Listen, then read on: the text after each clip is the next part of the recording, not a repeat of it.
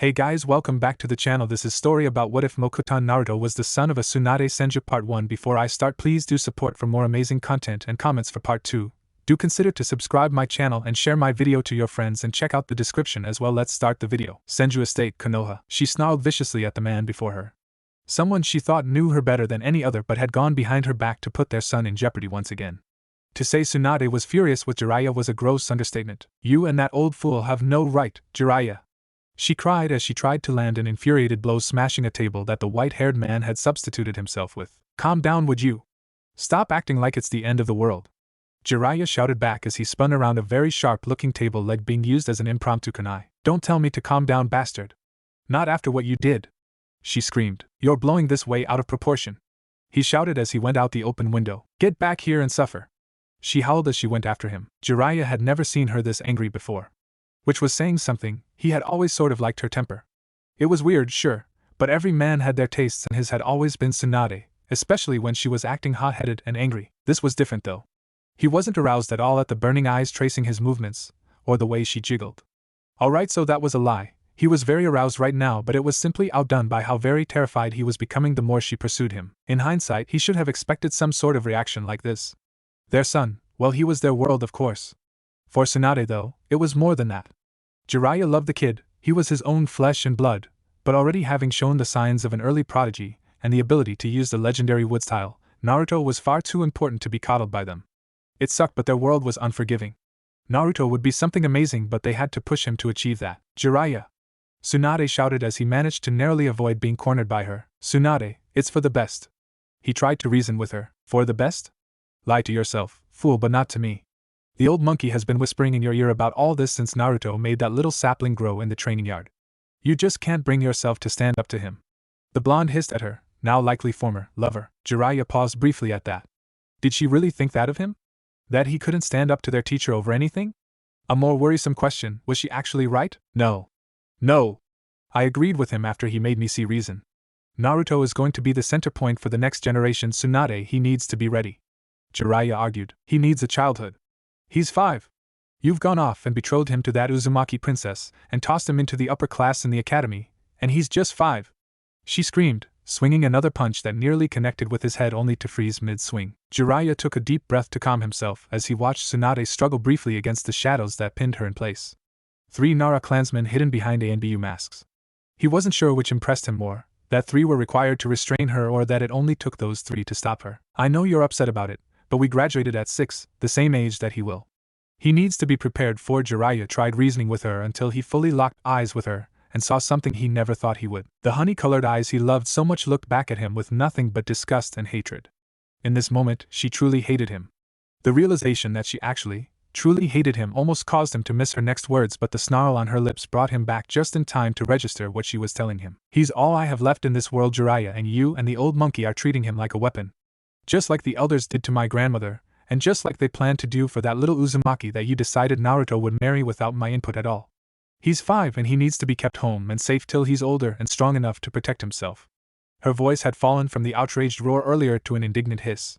Something that hurt more than the white-hot fury she had come at him with earlier. Tsunade, I am trying to protect him by making sure he is ready, Jiraiya argued. Shut up, she snapped. Her voice had finally fallen lower even than the previous hiss, and now to a simple cold tone. Just shut up. I don't want you coming back around to the estate. I don't want you near my son either, she huffed as the shadows receded from below her. Finally free, and no longer murderous in her rage. That was the end of it. Tsunade simply rolled her shoulders once she was free and stalked off back home to await her son returning from the academy. His first day placed with the advanced class, all Jiraiya could do was watch her go. The umbus shifted awkwardly for a brief moment before flickering away. The Sanin sighed deeply as he leaned back against the wall and groaned. A part of him tried to convince himself that she would get over all this and things could go back to how they had been. They'd been really good for the last 7 years or so. That look in her eyes though. He'd never seen something like that from her. It told him a different story. Things wouldn't blow over, she held grudges anyway, so the thought that this time she really was done with him caused an ache in his chest. Only worsened when the last of his team dropped down beside him with a blank look on her face. Like Tsunade though, her eyes were different. Slitted golden orbs that he once felt such attraction toward now simply made him feel awkward. The knowing, mocking look he knew to be hiding behind the calm blank expression made it all the worse. Those eyes seemed to judge him as a fool, once again, and he hated it. Every bit of his being hated it. Even though he could never bring himself to hate their owners. Perhaps that was why he hated the judging look from them so much. He would never utter a word about how they hurt him. Jiraiya, the pale, exotic woman, said as she looked over at him. No change in expression, just a slight tilt of her head as she thought of her words. He decided he would preempt whatever venomous insults she planned to sling at him. He really didn't need it today, can it, Orochimaru? I have enough shit to deal with. I already know what you are going to say. Stop being Sensei's dog. Think for yourself. You're being an asshole. Tell me, did I hit it on the head? He asked sarcastically. Orochimaru stared back at him, but Jiraiya could see just the slightest shift in her eyes. A change from mocking to disdain, maybe? She was always hard to read, especially for him. Slowly she shook her head, long black hair swaying slightly with the motion. She and Tsunade both truly were beauties. One the gorgeous princess, the other the exotic temptress. You are a pathetic idiot. I'll be getting more involved with Tsunade and Naruto-kun. I was going to offer trying to mend your relationship with her and not badmouth you to him, but I think they are better off away from you. She said without changing her expression in the slightest. Please, you wouldn't talk me up to the two of them if I paid you to. Plus, what makes you think you are so much better to be around them? After all, Naruto will never know his uncle thanks to you. Jiraiya replied. He hated himself the moment he said it. It was a low blow, and it made him wonder how did he get here from the little boy who had crushed after both of his teammates so terribly. Orochimaru couldn't quite force down the hurt look that leapt in her eyes from his words. Most would have missed it, but not Jiraiya. He was better trained to read people than most, but the only reason he caught it with her was because they had been close for literally their entire lives. Same orphanage, same academy class, same team, and after a lifetime of friendship all they had was bitterness and regret between them. It was a disturbing feeling. No, Jiraiya, she began glaring into his eyes now. Face pinched so very slightly into that aristocratic scowl she had developed somehow despite being an urchin like him. You couldn't pay me too, but if you really think that is why I would have done it, then you really don't know a damn thing. She made to leave but paused before looking at him over the pale flesh of her exposed shoulder. Her eyes trailed him up and down, and she seemed to be thinking of something before turning to face him once more. This time the cold expression on her face was far from blank. He knew that face, the one saved for those that had somehow chipped through her icy heart enough to actually upset her. No easy feat. You ever bring up Nawaki as my fault like that again, I will ruin you in every way I can imagine. She didn't wait for a response before she turned and stalked away. The sway of her hips drawing his eye even now. Even though he hated himself for it. Jiraiya nearly whined out loud as one of the ANBU he knew to be assigned to the Hokage today dropped beside him and caught his attention. He just wanted to go sit in a bar and sulk for a while. Couldn't the world see that? He was sure Hiruzen could with his damned crystal ball. Lord Jiraiya, you are requested to meet with Lord Hokage and his advisors. They have much they wish to discuss with you about your son and the Senju clan. The ANBU said. They will need Tsunade to discuss anything with the Senju. I'm not stupid enough to poke her after all of this. Jiraiya said. The ANBU agent simply stared back silently, causing the Sanin to groan in frustration. Fine. Alright, just give me a second and I'll be right there. He said while scowling up at the trees that covered the village. Understood. The ANBU said and flickered away to inform the Hokage that his former pupil would be arriving soon. Yeah, guess I will have to tell Sensei myself about the new situation with Tsunade. I hope Naruto is having a lot better day than I am. Jiraiya grumbled as he began to make his way to the Hokage tower. Much more sedately than the ANBU had earlier, Naruto was not in fact having a good day. It turns out, being advanced to the senior class from the entry class roughly 4 days into the academy year drew a lot of attention. Naruto loved attention, especially from his loved ones. This was different. These kids either saw him as the village prince and gawked at him in wonder, or thought he was a brat who didn't deserve to be there. Naruto agreed. He didn't want to be in this class. He was just starting to make some friends in his own class, and now he was with kids 4 to 6 years his elders. At least he knew they weren't dumb enough to try and pick a fight with him. Having parents as Sanin typically meant no one was balls enough to talk to him, let alone start a fight with him. Well, almost no one.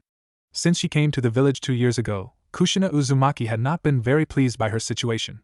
Not only was she moved to a village away from her home, friends, and family, but also she was to be made the next Jinchuriki of the Nine-Tailed Fox. Not that anyone outside of the ANBU, elders, Hokage, and Senju clan were even aware of that fact, but she was also betrothed to a boy 5 years younger than her. 5. So, being told she was bound to marry what she had so very intelligently referred to as the royal toddler of Konoha, or simply the toddler, she had lashed out in frustration. As she couldn't lash out at the Senju clan, Mito, or the Hokage that left one person. The toddler. The fact that several kids had tried to bully her evidently only for her to beat them into pulp made it all the easier. A lot of their classmates were horrified as Kushina laid into the little 5-year-old in their class about him not belonging there, and needing to go back to his babysitters. Naruto hadn't been happy, but over the last year of Kushina treating him rather poorly he was accustomed to her name calling. Eventually, she had left him alone, settling for scoffing every time he managed to prove exactly why it was that the Hokage and his father had wanted to elevate him to this class. Just like Kushina was advanced 2 years, Naruto had been advanced by 6. The day was long, and mostly annoying for the blonde boy. He had learned the academy-level jutsu and chakra control techniques from his parents already. He wondered if they knew he was going to be advanced so quickly. It would make sense. They were the ones that trained him after all. With the school day over, Naruto happily made his way home. His mother and even the Hokage had told him to make nice with Kushina as best as he could, but she flatly turned down his offer to walk home together. Her compound was close to the Senju estate on the outskirts of the village on the mountain in the woods behind the heads of the Hokage. Still, he was a little happy she turned him down. She was so rude sometimes. When he got home, he was a little disappointed that neither of his parents were there. Orochimaru, his mother's friend, was though. The woman was always sweet to him. Sometimes more so than even his mom, like whenever she would sneak him candy or other treats when he wasn't supposed to have them. For some reason she and his father didn't get along though. They were always staring at each other or making fun of one another. Orochimaru took him out to the training ground after he ate something to fill his stomach till dinner. She was to handle his training till Tsunade returned home whenever she was done dealing with the Hokage and his advisors. Naruto was fine with that. He was more than happy to simply be getting to start working on his training once more with actual material. He wasn't ridiculously ahead of the advanced class members, the fact they were 5 to 7 years older than him not really mattering much in his mind if they would all graduate together. It seemed silly that the whole next 6 months would be nothing but review for him and his classmates, as they fine-tuned their skills for graduation. Being able to really train here at the estate at least made sure he wasn't doing nothing. The idea of sitting around and doing nothing wasn't really fun for Naruto. Orochimaru seemed to agree as she decided to make him work on harder chakra exercises than normal, like surface walking on the Senju family pond while dodging a ball she had seemingly pulled out of nowhere. It felt a lot less like training and more like a game, but he wasn't about to complain. Plus, Orochimaru seemed to have as much fun tossing the ball at him as he did dodging it. She laughed or giggled every time it got close and seemed disappointed if she ever managed to hit him. Eventually though, even with his Senju body giving him a leg up in training programs like this, he needed to rest. He was a 5-year-old after all. Seeing him beginning to slip up in maintaining the surface walking technique, the snake Sanin called the session and snatched him up into her arms. The boy was confused by this but let her carry him while he asked her why she wanted to. "Well, did you know I was the 3rd person to ever hold you when you were born? Before even your father," she said as they made their way leisurely toward the house. "Really?" Naruto asked, curious as to why she would want to hold someone else's baby. He'd seen a few when his mother had checked up on new kunoichi mothers. They looked mostly boring and loud. Not a combination he liked all that much. "Yes, really? It wasn't long after your uncle passed away," she said softly as her eyes turned away from Naruto's face. "My uncle?" he asked. Yes, my student and your mother's little brother. You remind us all so much of him, it's shocking sometimes. He was killed on a mission not long before you were born and I was very sad. I think I was more sad than your mother was because she still had your father and you on the way," Orochimaru explained, though she kept it light for the child. After Nawaki had been killed, Orochimaru had spiraled. She lost herself and became a butcher on the battlefield. She'd already struggled a little because she had felt like Jiraiya had pushed her to the side to get into the Senju princess's panties. She cared for them both, even more so after she realized their relationship hadn't been totally based on their lust for one another. She'd always felt a little self-conscious of her unique appearance. Even if she was often called an exotic beauty, it always had to have exotic first, never simply just beauty. That was nothing compared to the loss of her prized student though. The one that her best friend had entrusted to her. Had Naruto not been born, she was certain Tsunade would have pushed her away, and she would have taken the offer to join Root when it was given to her. As it was, she was running the TNI department instead of R&D, but no one in her cells was an innocent, or not an enemy of some sort. She could sleep at night with that knowledge. She didn't have to give up a part of herself to the darkness like her sensei's beloved teammate Danzo appeared to have done. Naruto really had saved her, just by being born. She loved him for it. That was why she was on Tsunade's side in this whole debacle. Naruto might be a prodigy and possess the Mokuton, but he was a little boy and he knew that his advancement had nothing to do with his actual readiness and all to do with old men's greed. Orochimaru smiled as her darker thoughts slipped out of her head as the little blonde wrapped his small arms around her neck and embraced her. This precious child would grow into an amazing young man and she couldn't wait to see what he would accomplish. She and Tsunade just needed to make sure he reached the point that he could have a chance to accomplish those things. The snake Sanin brought Naruto inside and he helped her set things up before even helping to make dinner. When Tsunade returned, Orochimaru almost giggled at seeing the weight slip off her friend's shoulders at the sight of her sister in all but blood and her own little boy working together in the kitchen to make a relative feast. Instead of giggling, she pitched her a bottle of sake, knowing the glass would just be a waste of time, and the 3 remaining residents of the Senju estate set about digging into their food happy as could be, even if Naruto was a bit confused on where his father was. Over the next few months, Naruto had settled into his new routine as best he could. He had been very upset when he found out his parents were no longer together, and that his father had gotten his own home close to the artisan district of Konoha. It was actually closer to the academy, but because his dad was so often taking part in missions outside Konoha because of the war, while Orochimaru and Tsunade's skills had given them more value within Konoha. That of course meant that Naruto rarely if ever got to see his father. In school, Kushina had largely continued to avoid him. She had gotten a shadow as far as he could tell in the shape of a blonde civilian girl that was neck and neck with her for Kunoichi of the year. Naruto himself wasn't going to graduate as Rookie of the Year. He didn't have the strength to compete in a direct fight with the larger, stronger students yet. Despite that, his speed and technical skills were by far the best. That made sense, as both his parents and Orochimaru all decided that if he was going to be graduating onto a genin team soon, he would be as well-rounded and skilled as he could be. Orochimaru especially took an interest in his training, and Naruto had even overheard her speaking with his mother. She wanted Orochimaru to apply for Jonin instructor again, but Orochimaru had flatly refused, saying she couldn't have another team, not after the last one. As far as Naruto was aware, that was the end of that discussion for good. As neither of them were going to be his sensei, they had upped what they wanted him to know even more. Even demanding Jiraiya began instructing Naruto in the most basics of sealing. He hadn't yet made much more than the practice seals yet, but Jiraiya seemed decently happy with his progress. His greatest progress had been with ninjutsu. All of his mentors knew he would eventually be a ninjutsu powerhouse. Even without his Mokuton, Naruto had an overly large pool of chakra to draw from, coupled with above-average control. It was only obvious to feed him ninjutsu to perform for eventual combat. By now he had managed to get started on elemental ninjutsu. Had he been staying the full length of time in the academy, it was no doubt Naruto would have a solid handle and mastery of his elements. But as it was, he only had the nature exercises for his earth and water jutsu completed. He was starting on actual jutsu, but beyond his instinctive ability to grow small trees or wooden objects without much control, he had little more than the basic academy jutsu and a very basic healing palm variant. Right now, though, that wasn't much of an issue. The tests for graduation were easily passed for him. So he now sat with his classmates' hitai tied around his neck at the suggestion of Orochimaru.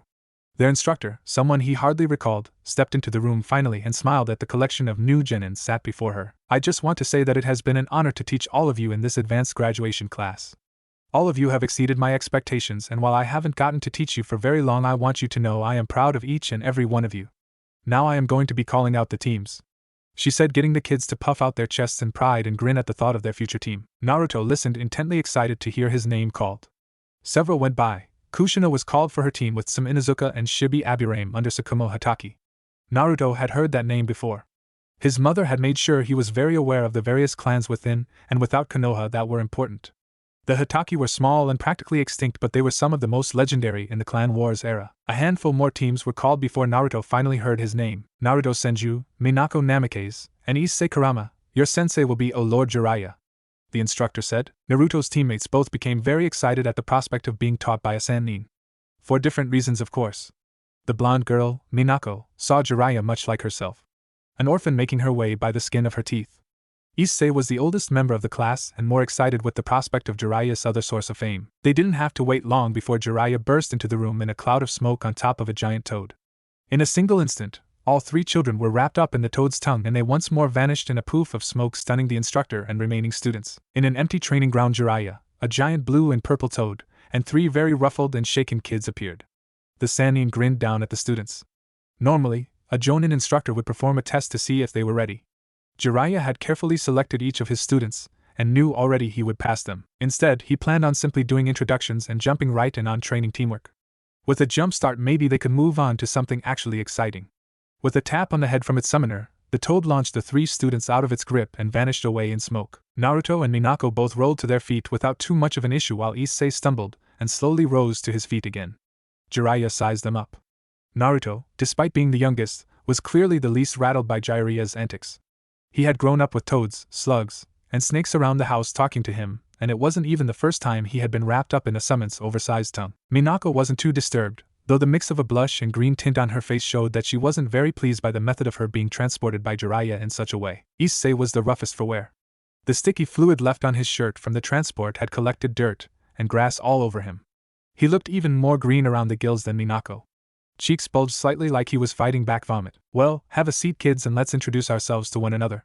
Jiraiya said. His son nodded and sat while paying attention to his father intently. Similarly, Minako followed her younger teammates led while Issei flopped onto the ground with a sigh. Jiraiya could already tell he was going to get along with the brunette boy. He reminded him more of himself at that age than his own son. Jiraiya refused to even entertain the possible thought, tickling in his mind as he glanced at the Kurama clan boy. So, you know I'm going to be your sensei, Jiraiya of the Sanin, in case you hadn't heard any of my extraordinary legends. I look forward to teaching all of you. I love the village and shapely ripe fruit, and dream of a peaceful world, he said with a smile, getting interested looks from each of the kids. Even Naruto seemed to be learning things about his father he didn't know, though he didn't know his dad liked fruit so much. Alternatively, Minako looked shocked and embarrassed while Issei nodded vigorously to his new sensei's words. Alright, we'll start with you. Include your name, age, a dream, and some things you like or dislike. Jiraiya pointed at Issei. I'm Issei Kurama. I'm 12, almost 13, and I want to become clan head and expand it by taking several wives and having a lot of kids. I like fresh, ripe, shapely fruit too, and I hate pretty boys that squander their gifts, Issei said with a grin. Jiraiya nodded sagely at his student's words as if he had said some great and wonderful truth. I'm Minako Namikaze. I'm 10 and I want to become the first female Hokage. I want to also become a sealing mistress like Lady Mito was in her day. I like training and reading heroic stories. Minako muttered through her blush, embarrassed, at the realization that both her sensei and idol, and her fellow teammate were evidently irredeemable perverts. I'm Naruto Senju. I just turned 6 a while ago. I want to become super strong like my great-grandpa Hashirama and help bring an end to the war.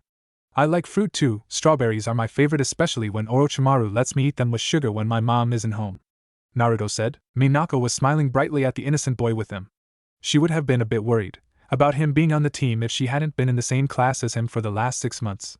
She wasn't worried about him physically, but maybe she needed to worry about the influence her new sensei and teammate would have on the boy. Now that that's out of the way, I have to say your introductions were all useless to making you a good team, Jiraiya said with a sigh as if he was disappointed. What do you mean, sensei?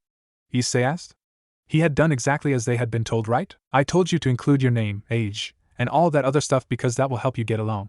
Not one of you told the others what their skills were or what their weaknesses were. I want you all to understand right from the start here, this isn't the place to chat and waste time. There is still a war going on. Sure, it's winding down with us on top, but only at the cost of thousands of lives, including our closest allies, the Uzumaki. Your classmate is the last of her people, and I want to make sure that none of you suffer a similar fate. That means your focus as shinobi and kunoichi must always be on the danger our lifestyle brings. Jiraiya let that sink in for a moment. But you didn't tell us your strengths or weaknesses either, Naruto pointed out to his father, a little annoyed that he seemed to be holding them to a different standard. That's because to be where I am today I had to have at least passing skill at every facet of shinobi life and excel at plenty as well. None of you are to that point.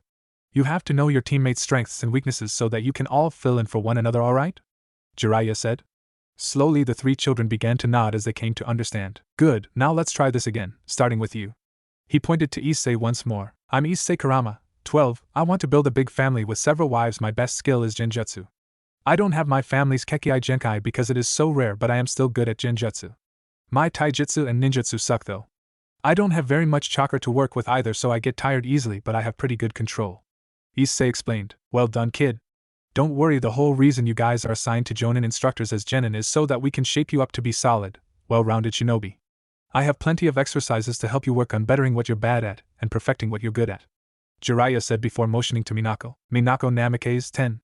I like reading and training and want to become Hokage. I'm really fast and flexible. I also have started on seals. I can even make a sealing scroll to replace my backpack. I did it the last couple of weeks of the academy. I guess I don't have a lot of stamina and I don't hit as hard as I would if I had more muscle, Minako said, struggling a bit with openly admitting her weaknesses. That was good actually in Jiraiya's mind. She didn't seem the prideful type, so her having difficulty admitting them meant she wanted to change them badly.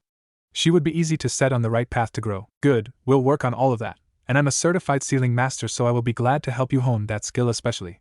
Now, last but not least, Naruto, Jiraiya said. I'm Naruto Senju. I'm 6 and I want to become a strong shinobi for my family. I still like fruit and especially strawberries. I can do a little elemental jutsu already. Earth and water style. I don't have them mastered. I can do a really easy healing jutsu too. I have a lot of chakra and OK control, so I have a lot to use for ninjutsu. I'm smaller than everyone else though, and whenever we do taijutsu training it's hard when everyone is bigger and stronger, Naruto said. His voice was abnormally clear and intelligent for his age, but he still tilted his head and tapped his chin in a thoughtful way like a little boy would, making Jiraiya chuckle at his son's antics and Minako giggle softly at the cute sight. Especially when he brought fruit up once again. That's a great place to start with all of you. Now, today we'll run through what will normally be our warm-up routine and get it down properly before I dismiss you. Tomorrow we'll meet here at 7:30 in the morning, so don't be late. Especially you, Naruto, you have no excuse since I know where you will be sleeping at. Jiraiya joked, getting some laughter from his students as they stood up and began the stretches and light exercises they planned to use in their daily routine. Tsunade was conflicted over the fact that her ex-lover was Naruto's sensei. She didn't absolutely hate Jiraiya, but after his decisions regarding Naruto's early entry and graduation as well as some of the odd things he said revolving around toads and prophecy, she could barely stand to be around him. He was Naruto's father though, and she knew that Jiraiya truly did love his son and in his own way wanted the best for him. Her son being on his team meant he would be able to spend more time with his father, which had become especially rare over the last year.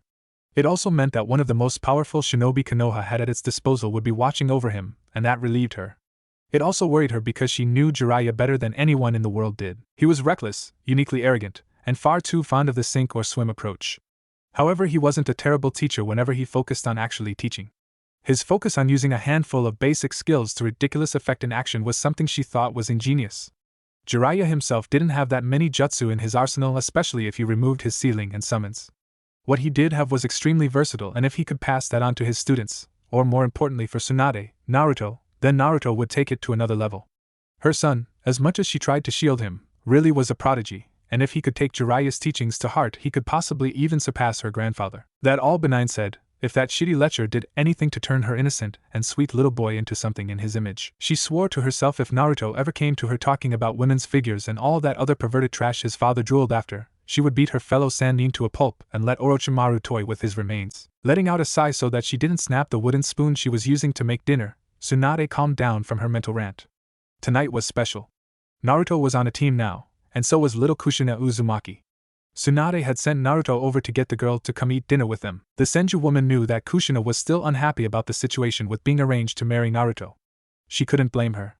There had been several attempts to betroth her to this noble, or this clan heir, or that shinobi. Thankfully, her mother had been around back then to kindly tell the Hokage and his advisors to step off a cliff and die. People wondered where it was she got her temper, and it was undoubtedly from her mother. That all being said, there wasn't too much that could be done about it now. Sensei and his teammates saw Naruto as the second coming of Hashirama simply because of his Mokuton abilities, and Kushina as the same for Mito, simply because of her special chakra and now the fact she was Jinchuriki of the Kyuubi. They were dead set on marrying the two together the moment Naruto was 16. After it all was said and done, Naruto and Kushina would eventually be married. They needed to get along, and Tsunade planned on doing her best to make that happen. Not to mention she had no doubt the poor girl was incredibly lonely in the compound that Mito had left her. After a glance at the clock, Tsunade felt her stomach sink. Naruto and Kushina should have been back. Making a shadow clone, she sent it to go get them and carry them back. She hoped they weren't fighting or something. Kami knows she just wanted them to get along and make the best of their situation. When the clone popped a short time later, Tsunade got the memory of the kicked-in door to Kushina's home and the overturned furniture. Someone had seemingly kidnapped Kushina and her baby too. She was gone in a shunshin before the spoon she'd been holding hit the floor. Kushina didn't cry. Not a single tear, since the Kumonin had grabbed her and tied her up. A jonin and pair of Takujo had kicked her door down just after sunset, and she hadn't had a chance. She still tried to run for it. Now they were leading her along tied up with her chakra sealed as if she was a misbehaved dog. She wanted to cry but refused. The terrible thoughts of what would happen to her when they got back to Kumo made her legs feel like jello and her stomach ache in fear. The same people that had a hand in her homeland's destruction and the massacre of her family were pulling her along like a slave. Another addition to her grief was that she didn't think anyone was coming for her. She didn't have any real friends or loved ones. She was technically related to the Senju, but she treated little Naruto badly because someone had decided she had to marry him. She suddenly felt a little bad about blaming him for that. He didn't make that decision. The few she considered her friends in the village weren't very close. Tsum and Shibi were both gone back to their own homes and had no reason to even know she was being taken. Mikoto was a couple years older than her, and they had gotten along well enough, but the Achiha largely kept to themselves outside of police duties, so like the others she had no reason to suspect her to stumble upon what had happened. The thought that it could be until the next day that she was even discovered missing, and only because she didn't show up for training, killed almost all of the hope she had left. Almost. She wasn't sure why. Maybe just out of desperation or wishful thinking that anyone from Konoha would find it, she began plucking bundles of her hair out and dropping it to leave a trail. She prayed to the kami it would help. Even as the three Kumo-nin seemed to become relaxed and confident, they had made plenty of distance from the village as the moon rose high in the sky, marking it around midnight. They shared some drinks, and roughly pushed her onto the ground for a brief break, while they quickly ran through a bottle of sake. Suicide mission, ha! Look at us now. We'll get that pardon for sure when we hand-deliver this little whirlpool cunt to the rakage himself. One of the Takujos said. As long as we don't end up in the bingo book as missing Nin, I'm happy. The leader said as he pulled the bottle from under his vest, roughly handling it, and took a deep swallow of the bitter liquid. The fact that the men had decided to get drunk made her even more frightened after recalling some of her kunoichi classes at the academy. Most had focused on what to do if captured and what to expect. The thought nearly killed her last hope, but the fact they had decided to get drunk before crossing the border of the Land of Fire actually bolstered it a bit. Drunk men made mistakes, and that gave her hope. That tiniest sliver of hope that someone would save her was all that kept the tears at bay. Naruto had seen the caved-in front door of Kushina's house, and like any normal person knew immediately that she was in trouble. Unlike a normal 6-year-old though, instead of running for help he did what his mother would refer to as reckless or stupid. He checked out the house quietly, and easily realized she had been taken by someone. He looked for any kind of sign or trail when something caught his eye. Strands of red hair. Easily picked up in the light from the full moon tonight. Naruto collected the hair and frowned. He hoped it was enough of a trail for him to follow. As he raced through the forest, slow enough that he could keep track of the patch, but still fast enough to gain on them. He soon heard another figure approaching much faster than him, and assumed it to be one of the kidnappers. Drawing a kunai, he locked blades with his attacker only for his golden eyes to widen as he stared into the shocked blues of his own teammate Minako. The girls seemed as surprised as him to see him, and both slowly stepped back before putting away their weapons. Naruto? What are you doing here? She asked.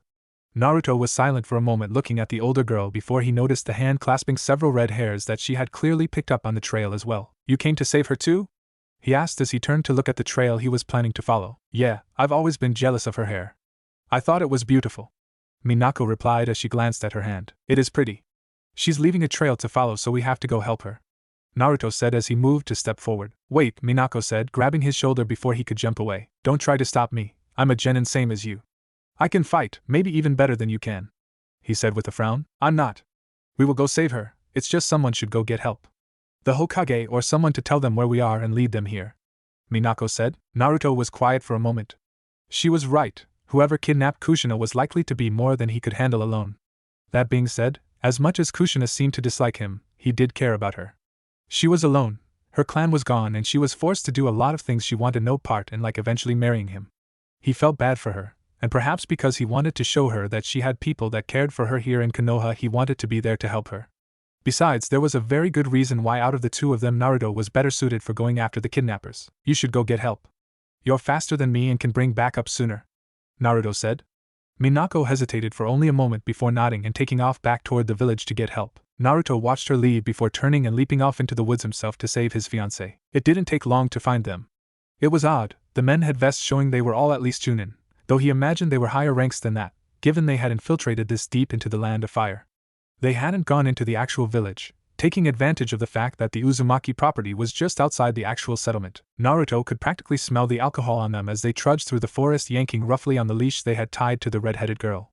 Naruto wasn't hateful, but seeing a fellow citizen of Konoha being led along like a dog sparked something in him, and his honey gold eyes grew cold and serious. An expression no child of 6 should be able to make came onto his face, and he began his work. For Kushina, hours had passed and still no one had come. That sliver of hope in her heart had begun to wither and die. She was exhausted and simply stumbled on behind the jonin, pulling her leash. She didn't even hear the rearmost shinobi of the group collapse as a kunai embedded itself into his neck. The surprise of the last two, along with their slightly dulled reactions, caused the second Takujo to only narrowly avoid a half-dozen shuriken aimed at him. While he managed to block them, he hadn't anticipated the kunai following close behind that caught him in the eye and caused him to fall back, tripping over Kushina and startling her as he fell. The Kumo Nin had managed to survive, just barely, but he was screaming bloody murder as his eye bled around the blade stuck in his skull. The last member of the group, the jonin, nearly tore Kushina's arm from its socket as he yanked her up into his arms and slowly backed up to one of the oversized trees of fire country with a kunai of his own against her throat. Kushina, for her part, fought back tears. Not sad ones or even frightened ones. Her tears were nothing but happiness. Pure joy, because she had been wrong. Someone came for her. Listen up. Show yourself and we can negotiate, otherwise I'll slit her throat. I mean, I know I'm dead if I kill her, but if you don't come out here all this is for nothing, and I promise I got less to lose than you do, tree hugger. The jonin bellowed out into the darkness. Slowly his comrade had stopped screaming, instead whimpering at the wound and trying to slowly remove the kunai without causing more damage than he had already suffered. The jonin continued to scan the dark forest looking for his enemies. They weren't ahead of him, not to the sides or rear anymore, that only left. Just as he turned his head upward, only catching the glittering gold orbs of an evil-looking child, he felt something stab him through the back at an upward angle. The odd pain spread so wide and so quickly he couldn't even scream. Instead, only a choked gargling sound escaped, followed by blood slipping from his lips as he was lifted up off the ground a few inches.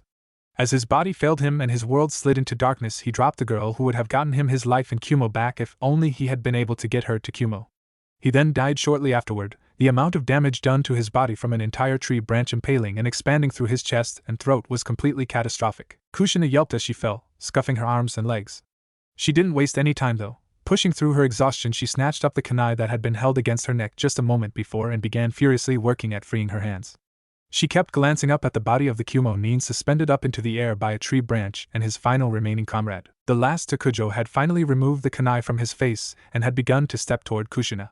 He was careful to do his best in avoiding coming too close to any of the trees, as Konoha seemed to have been hiding a secret during this war. "Come here, you little bitch," he growled, reaching for her just as she got free. Kushina screamed at the man as she finally got free and slashed up at the man with her kunai, taking the small finger on his left hand, ripping another scream from his mouth. "You fucking Uzumaki cunt! I'll kill you!" He howled as he twisted to plunge his kunai down into her, only for Naruto to land on his back and drive a kunai into the junction of his neck and shoulder. As the man reached up toward Naruto to pull him off or cut him, Kushina launched forward and embedded the kunai in her hands into his chest, causing him to finally collapse onto the forest floor. Both children scrambled away from the man with kunai at the ready, but thankfully the fight was over as they both collapsed to the ground exhausted. Kushina glanced over at the boy who had saved her and was a bit shocked at what she saw. Guilt slipped into her heart as she saw the blood splattered on Naruto's hands and face from his last kill. She was about to say something when he held up a hand. Looking at it, she saw a few strands of red hair held between his fingers and realized he had actually used her hair to track him down. "Your hair is very shiny and pretty, Kushina. It was easy to find with the moonlight," he said with a small tired smile. "Naruto," she said timidly. You killed those men for me. You came to rescue me." But she stopped herself, not wanting to admit being at fault for how she had treated him in the past. "Of course I did. No one deserves that," he said simply. The words caused Kushina to nod and smile slightly. He really was a kind boy, even if he was capable of killing at so young. "What about that?" Kushina asked as she looked back up toward the Kumo nin suspended by the new branch sticking into his back and out his front. "That's why the Hokage and my dad made sure we were betrothed. Mom says that the Hokage and his over-the-hill friends all look at me as the second coming of my great-grandpa. My great-grandma was Mito," he explained, "and I'm supposed to be the new Mito," Kushina said with a nod. "I knew you were a hotshot Senju and the air or whatever, but I didn't realize you had the actual Mokuton. I've never used it like that before. I used the basic hand signs for growing my trees at home but channeled more chakra into it, and I guess just made it sharp," Naruto said sheepishly. "Well, it worked," Kushina said. "Yeah," Naruto said, but started to grow pale as he turned his head back toward the woods. "What is it? More Kumo nin?" Kushina asked, tightening her grip on her kunai. "No, it's Naruto," began, only for Tsunade and Minako to come barreling into the clearing before freezing as they looked around at the 3 corpses and 2 bloody and tired children. Following right behind the mother and small but very fast blonde girl came the Hokage, Jiraiya, Orochimaru, and a half-dozen ANBU. The whole group paused briefly at the sight before them before the ANBU flickered into the trees to secure the perimeter. The rest checked the bodies and 2 kids over for any injuries. After running a quick diagnostic, Tsunade had snatched both kids into her arms and strode past the Hokage. Hiruzen watched her go with a sad expression. He hated when children their age were exposed to the realities of their world so soon, but it was better that they knew what they would face as shinobi of Konoha. He would be having Jiraiya's Team 7 and Tsukumo's Team 4 come to his office tomorrow.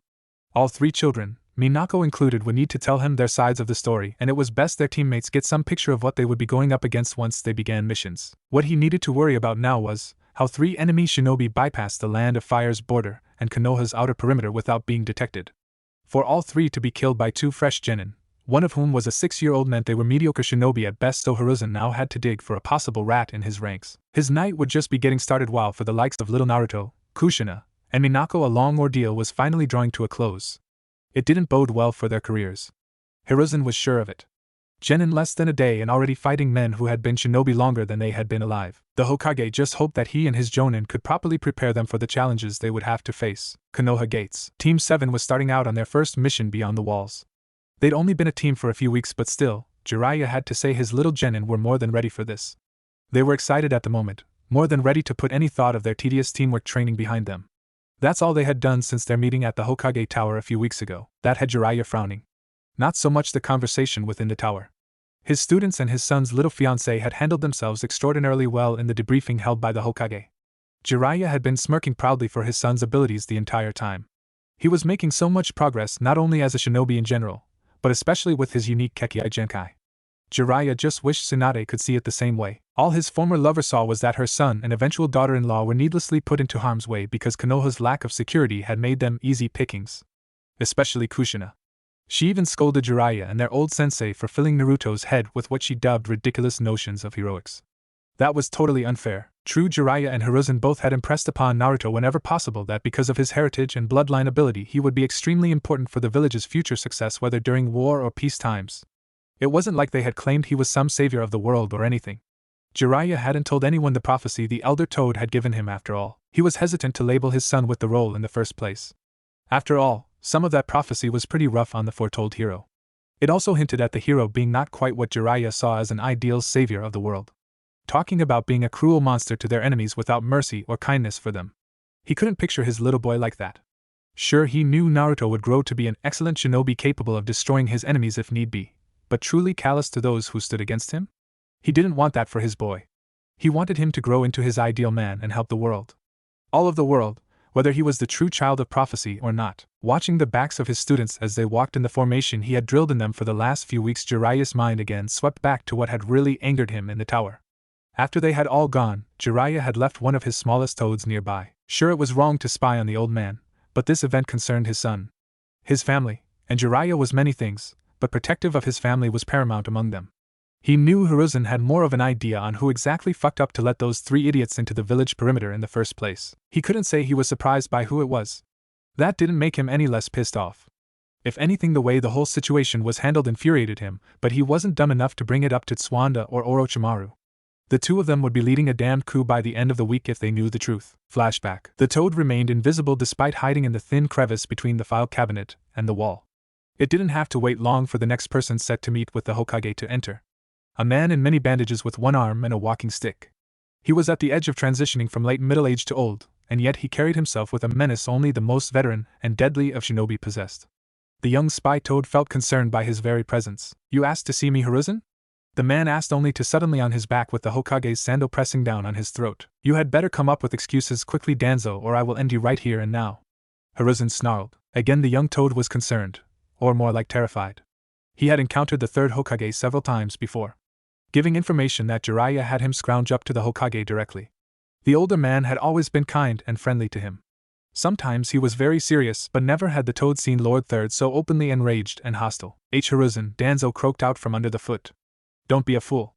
If I die, my root will all go rogue and Konoha will burn." The foot pressed harder onto the cripple's throat, and the Hokage's eyes practically glowed with rage. "You truly think now would be a good time to threaten me, Danzo? When you are at my mercy?" Hiruzen all but roared. Thankfully the privacy seals were in place to prevent anyone from hearing the interaction, save for one very inconspicuous toad. "It's the start of our discussion." Danzo managed to get out. Hiruzen let up just enough for his old comrade to speak. "An opening move in negotiations. You cannot kill me without damaging the village irreparably. I cannot kill you without turning the village against me as a whole. Have you forgotten that this is how shinobi enter negotiations? From a position of mutually assured destruction. Have you grown that soft behind that desk, Hiruzen?" Danzo asked while seeming to ignore the fact he was literally underfoot of the third Hokage. Hiruzen glared down at Danzo and pressed down once more. It would be so easy to terminate the scum now and save himself the headache. The problem was, he had no doubt that Danzo spoke truly, and even if he didn't they would likely lose the root forces. And at this stage in the war, even with their enemies in the state they were, Hiruzen needed root to keep the dominance that Konoha had achieved thanks to its lost allies in the land of eddies. Slowly the Hokage released Danzo and returned to his seat. The crippled man climbed back to his feet and rubbed his throat with his hand. He had forgotten how emotional Hiruzen could be. Another reason why he made for such a poor Hokage. "Now can we speak like adults?" Danzo asked. "Yes. You will speak, and you will tell me exactly what the hell it was you hoped to gain by having 3 Kumonins slip into Konoha and capture one of our most important citizens the literal day she joined our shinobi forces?" Hiruzen growled. "Well, first of all, if it became known you let a Konoha citizen be kidnapped from Konoha itself, especially Kushina, then you would lose a lot of your support with the people of the village and the daimyo's court. I could have made an opportunity of that, I think," Danzo said with a thoughtful tone, getting Hiruzen to grind his teeth at the audacity of his supposed advisor. "But that was always just a happy addition to what I really wanted. It was simple. Another mile and the group would have been picked up by a unit of my root waiting for them. I leaked the entry to Kumo hoping they would send actually worthwhile shinobi to be captured, but they played things smarter than I expected and sent a team of mediocre shinobi they had pretty much cut ties with already. I hope to gain leverage over Kumo with them. It would have helped the village in negotiating demands at the end of this war. Danzo explained. Hiruzen stared at Danzo for a time with narrowed eyes. He knew there was far more to it than that. Like the fact Kushina would then be solely in Danzo's hands then and not in Hiruzen's. There was also the fact that it would compile on the fact the whole situation would look like a failure on Hiruzen's part, but it was Danzo's private force that prevented the loss of such an asset to Kumo. I never could have planned for your own little project to step into the way though. I have to commend you, Hiruzen. Developing the next Hashirama in such a way that he more resembles Tobirama-sensei is a stroke of genius. You won't have to worry about my interference in that regard anytime soon. I underestimated your resolve, but in developing that weapon you have proven, at least a little, why it is Tobirama-sensei selected you. Danzo said with the traces of a grin on his lips. Hiruzen sighed almost sadly. You will never understand the reasons why Tobirama-sensei selected me. I don't think you have the capability to really ever get it. Danzo's small smile transformed into a deep scowl. Hiruzen's softness reared its head even now. Even while he was complimenting the ruthlessness a Hokage required for success. If that's all, Danzo said as he began to turn around. Danzo, after this warrior route will begin disbanding and integrating back into our forces. Those that can't will be sent on suicide missions for the good of Konoha. Hiruzen said, causing the man to pause. For the good of Konoha. As you say, Hiruzen, Danzo said. He was getting a trace amount of what he wanted from Hiruzen. A willingness to enforce his will on his subordinates, but he disliked that it was himself that Hiruzen decided to do so with. Especially in this way. One last thing, Danzo. You will respect me. You will refer to me properly as Lord Hokage. Hiruzen commanded with steel in his voice. Danzo was quiet for a moment before he turned once again and bowed slightly to his old teammate. As you command, Lord Hokage. The words were bitten out, but Hiruzen felt he got his message across. He might not be able to afford a fight with Root at the moment. But when the current war ended, that was a different story. That time was soon approaching as well. Neither man noticed the tiny toad slip out when the silencing seal barrier dropped and the door opened. Soon the little creature was back informing Jiraiya of all that had occurred. And flashback. The entire situation infuriated Jiraiya, but he trusted his sensei to do what needed to be done. If he felt that the right move was currently to let Danzo live and continue his operation, then he didn't doubt that he had his reasons. Hiruzen wasn't called the professor for nothing. The man was the smartest person Jiraiya had ever known. Plus, no matter how soft and peaceful he knew Danzo thought him to be, Jiraiya knew that Hiruzen could be extremely ruthless when he had to be. One didn't live as long as they did in the life of a shinobi without being a tough and cunning bastard. Sensei, are you alright? A young voice asked, pulling him back into the moment. Just fine. Just thinking about some things. Still odd having you call me sensei, Jiraiya said as he looked over to his son. The boy blinked back at him for a moment before running up back to his position in their formation. Jiraiya only sighed. It was hard to talk to his boy sometimes. He was so young, and in some ways still just a little boy.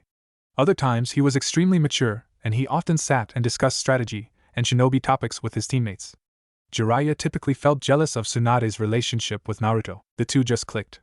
Jiraiya had trouble just sitting and talking to either one, struggling to find common ground at times, while Tsunade and Naruto didn't even seem to need to talk. Just be with one another, and they were happy. Hiruzen had said to give it time, and he would find his rhythm with the kid. He wasn't so sure though. He hoped as he grew up though they would find something to really bond over. At least the three genin were getting along. Naruto was somehow the leader of the team. Despite being 7 years younger than their oldest member, both Minako and Issei had fallen into following his lead. He had an idea that it likely stemmed from what Teams 7 and 4 had been told by the Hokage about what had happened with the Kumonin. Hiruzen had been right that debriefing the teams together like that served as an excellent bonding experience, even with the kids that hadn't been there. The reveal of Naruto's Kekkai Genkai to their team in full and explanation of how this likely wouldn't be the last time Naruto or Kushina would be targeted had somehow pulled a protective nature out of the other kids. It was something to see the professor work his magic. Tsunade and Orochimaru weren't especially pleased. Orochimaru hadn't said anything, so he had trouble being sure, but she agreed with Tsunade 9 times out of 10 on this sort of thing, and all the blonde woman had to say was that their sensei was as manipulative as ever. Jiraiya agreed, though he thought it was even more so than when they were kids. Still, unlike Tsunade, he was fine with that. Hiruzen didn't manipulate anyone for selfish reasons. Everything he did was for the good of the village, and Hiruzen never took advantage of his subordinates like the Kage of other villages did at times. The thought of a cackling old man in the Hokage hat rubbing his hands together like some sort of cartoon villain was as much of a joke as the thought of Hiruzen in a dress. Actually, no, that second one was a bit scary. The following weeks Jiraiya hadn't really had to do much to implant the teamwork and conditioning in his team. While Naruto had somehow come out as the leader, Issei as the oldest was definitely the one intent on protecting his teammates the most. The kid was easily the weakest on the team, which wasn't to say he didn't have skill, he just struggled to match with the genius of Naruto and Minako. The similarities between himself and Issei mounted every day. Matched up with two genius teammates, and considered a goofball lecher at best or an idiot loser more often than not. Like himself though, the kid had spirit, and Jiraiya adored that. He could use that too. The boy's spirit and his new resolve to protect his teammates, as best he could, meant that he'd be relatively easy to push into training. That he definitely looked forward to. On the flip side of that coin was Minako. As promised, he had shown her a bit of his sealing jutsu. The brat had understood and copied it in hours, and she had begun developing alterations within a day. She was something else really. It kind of frightened him a little bit really. The thought brushed on his mind of a couple years down the line of not having anything left to teach her and Naruto if they just absorbed everything so easily. It was a silly thought, but the speed at which they grew really did startle him. It was after all why they were headed out on a mission beyond the safety of Konoha already. Their objective was as simple as it was vital. They were carrying a cargo of 7 sealing scrolls filled with supplies for the central hub outpost in Sector 15 of the Land of Fire's defensive network. This meant they were going to a big fort placed just outside of the town of Kurizaki to deliver it. The supplies would be distributed from there. The scrolls they carried had everything from weaponry, ink, and medical supplies to simple paper. Most items were purchased directly from the local town through the fort's stipend, however some things could only form from Konoha itself. That was why the job was so important but could be left to the care of Genin. Not that Konoha had much choice in the matter. Even now, in the waning moments of the Second Shinobi World War, Konoha was spread far too thin to spare anyone higher than a fresh Chunin for that, and with the need to bolster the village security after the recent incident, even the fresh Chunin were suddenly unavailable. As they made their way down the road, however, the team came to a stop at the sight of several carts strewn about, and obvious signs of struggle and fighting. As this was one of the Land of Fire's main roads moving from the capital out to the large trade villages near the border, it was usually well guarded by samurai and traditional army, even sometimes shinobi. The war had stretched even road guards thin though. Shinobi didn't take part in every battle, and for every conflict where 10 shinobi died in the elemental nations, easily 100 normal soldiers found their deaths as well. A trade caravan? Minako thought out loud. Looks like it. Looks like bandits hit it too, Issei said worriedly. The blood is fresh. It couldn't have been that long ago that this happened. Naruto added in his thoughts. Very good, Naruto. You're perceptive as usual, Jiraiya praised. His mind set to work trying to figure the best course of action before coming to a conclusion that was best in the long run, even if it could be dangerous now. Time for his favorite teaching method, sink or swim. Shinobi edition. Alright kids. We have come across a trade caravan, no doubt originally intended for either the capital or for Konoha. It's been ransacked by bandits, and the traders have seemingly been kidnapped as well. Nearly all of the supplies have been taken, and the wagons that were too damaged to be stolen were simply left behind after being looted. So, what do you think? He asked them. The 3 genin exchanged looks. They each realized that they had just stepped into an impromptu test from their sensei. He clearly wanted them to factor in the fact they still had their own mission of critical importance to the test as well. After all, while the supplies from their caravan were currently lost, the ones they carried for a defensive sector were still within their possession. That all being said, Fire Nation citizens were likely being held hostage by bandits somewhere nearby. That and the fact that the supplies stolen were meant to be taken to the capital and no doubt distributed from there for the Land of Fire's war effort made their recovery pretty important as well. It was difficult to decide which was more important, as typically if shinobi won their own conflict, the winning side then turned the shinobi against the common soldiery of their enemy, and turned the war completely in their favor. We can't just leave Fire Country citizens at the mercy of bandits, and even if not for this caravan, we need to put an end to the bandits before they can continue to harass or attack more people on this road. Minako said. Yeah, this is one of the biggest roads in the country. If even it isn't safe from bandits, our people's morale as well as their safety are endangered. Naruto put in. It's the right thing to do anyway. Issei added. Well, it seems like you came to a decision. So now what? Jiraiya asked his students. We should look around for any kind of clues to where the bandits ran off to with their haul. Issei answered. Get to it then, Jiraiya said with a chuckle as Issei fired off a goofy salute. Naruto and Minako set about looking around too. Jiraiya looked over the scene and drew his own conclusions but awaited his students in finding their own as well. They picked over the wreckage of the trade carts and abandoned crates. Naruto wisely scouted around the edges of the road, and soon all 3 returned to their sensei to express their findings. They ambushed the caravan with a barrage of arrows from the north side of the road and killed the oxen pulling the first and last carts. Then they charged from the same side of the road and attacked the traders and their guards. The fight couldn't have lasted long. There was only 4 carts at most, and the bandits had to have numbered at least in their 30s if not more. Minako said. Yeah, more I think, up to 50 bandits in all. Most of the arrows shot were random, but the ones that killed the oxen were very precise and covered in a poison that is used in anesthesia in small doses. Mom keeps some with her for work. The bandits pulled a pair of carts up to the side after the fighting was over and also took the middle cart. They loaded everything they could and headed northwest from here. Wherever they originally came from had a lot of mud. The 2 carts they brought had it caked on the wheels still, and it left a trail to follow. Naruto explained. They didn't take things that they would have to sell. Just things that could trade in just about any village. There are entire crates full of things like dye that would look suspicious if offered for barter.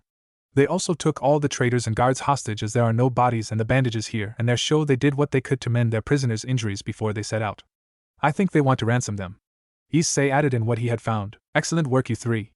You guys really make a great team. So, knowing what you know now, are you prepared to continue this lesson? Jiraiya asked. He lingered on each of them with his eyes, locking gazes to drive his exact meaning home.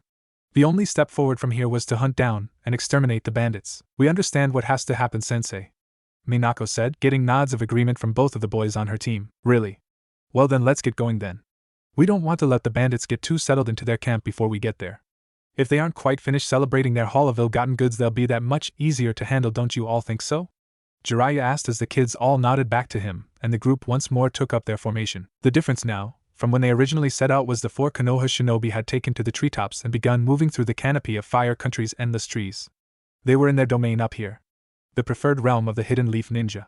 The reason all other nations struggled to make real progress into Konoha territory in the war. Superior maneuverability. Konoha shinobi learned treetop travel as one of their earliest lessons, and while all ninja could do it, Konoha ninja perfected it. The nickname tree huggers didn't initially come from their peaceful nature. It came from Konoha shinobi hugging trees and literally lying in wait to drop down and massacre foreign troops. Something that should have kept bandits like they were hunting, scanning the treetops. They didn't though. Bandits rarely ever did.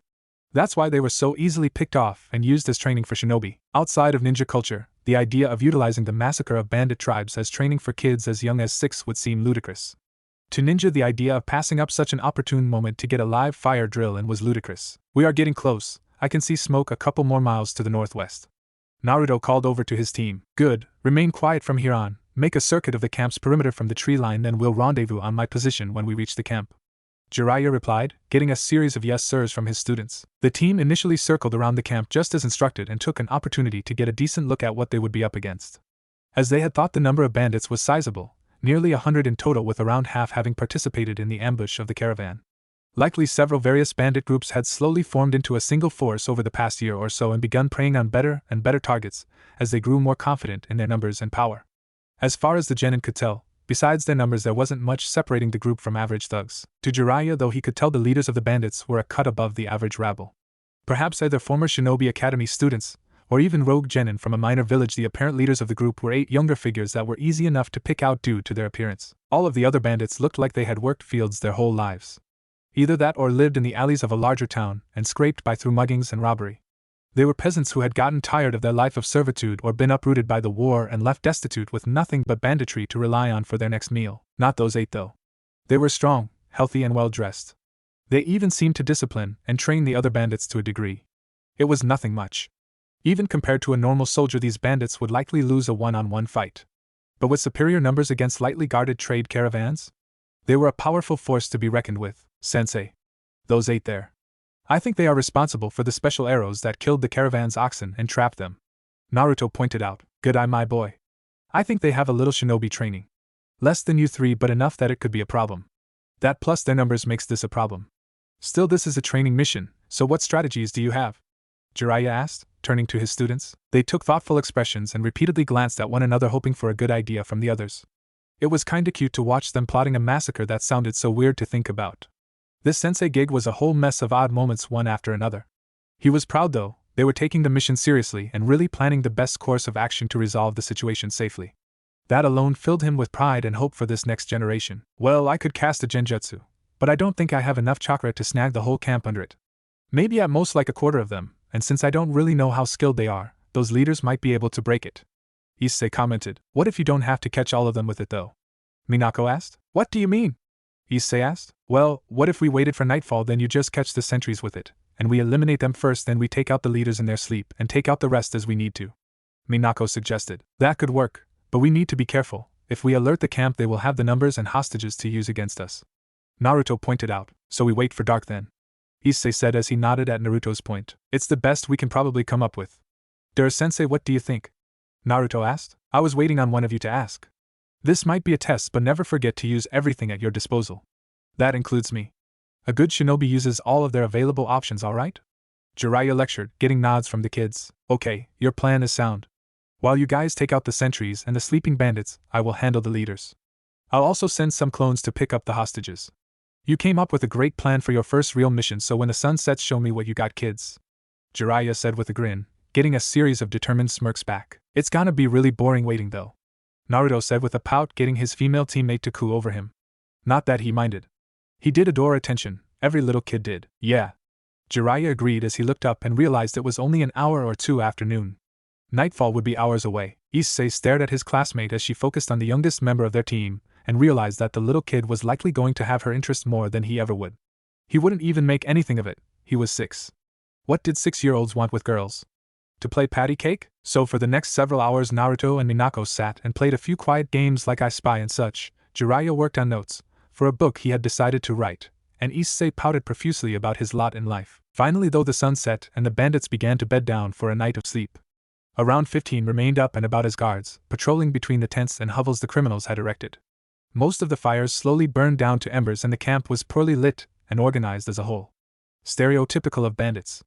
It was just as they hoped. Now was time for them to put their plan into motion. Issei crept down to the lowest branches he could still conceal himself on and picked out his targets for his jutsu. Slowly and methodically he wove the hand signs and the men on guard began to glance around oddly as if checking their surroundings. It didn't last long though, as they soon slowly sank to the ground with soft laughter and mumbled words. Nice job, kid, you got every one of the sentries. What did you cast on them anyway? Jiraiya complimented as he joined him on the branch and looked out over the kid's success. Thanks, sensei. I used my very own original genjutsu. I based it on the hell viewing technique. Issei said. Really? That's super impressive, kid. They don't look all that frightened though. The Sanin said as he looked back out at the happily smiling, even drooling, men in the camp. Oh, that's because I based it on the basic principle of the hell viewing technique. I call it the paradise viewing technique. Instead of your worst fear, it's your dream girl with huge knockers acting like your personal masseuse. You feel every second of the illusion. I came up with it cause I was tired of having to flip through pages in a magazine while I took care of myself. Now I can just cast it on myself and it all works out. Issei said proudly until he saw his teacher's expression. What's wrong? Issei asked. He was terrified of doing something wrong in front of his idol. Nothing, really it's nothing, just that mental image is really fucking depressing. Damn, I wonder if Tsunade knew about that, if she would cut me some slack? Jiraiya mostly said to himself as he scratched at his chin and thought. Sensei, don't be like that. Issei practically whined but was ignored by his teacher. Nah, if anything she would just kick my ass for having Naruto on my team around us both. No winning with her, but I guess the saying is you can't help who you love. Jiraiya said before he took off into the camp followed by Naruto and Minako. As they passed by Issei, Naruto gave Issei a reassuring smile to try and cheer his teammate up, still not fully mature enough to get the whole aspect of illusionary masturbatory aids. Minako, however, clearly was. The look of those two crystal blue eyes searing a glare into him as they passed hurt Issei more than their training spars usually did. Plus the way she seemed to put herself between Naruto and him made Issei realize that the younger girl thought of him as a bigger threat for the kid than the fact he was about to help butcher something like 100 people. As they arrived at the edge of the camp right beside the two hallucinating sentries who had begun to moan slightly, Naruto wasted no time. He lashed out as he had been trained. Just as he had done when those 3 men had tried to take Kushina. It was fast and painless, all things considered.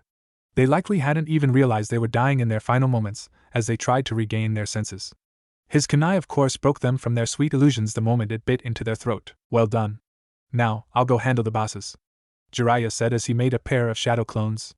These 2 copies will collect the hostages. You 3 know what you have to do.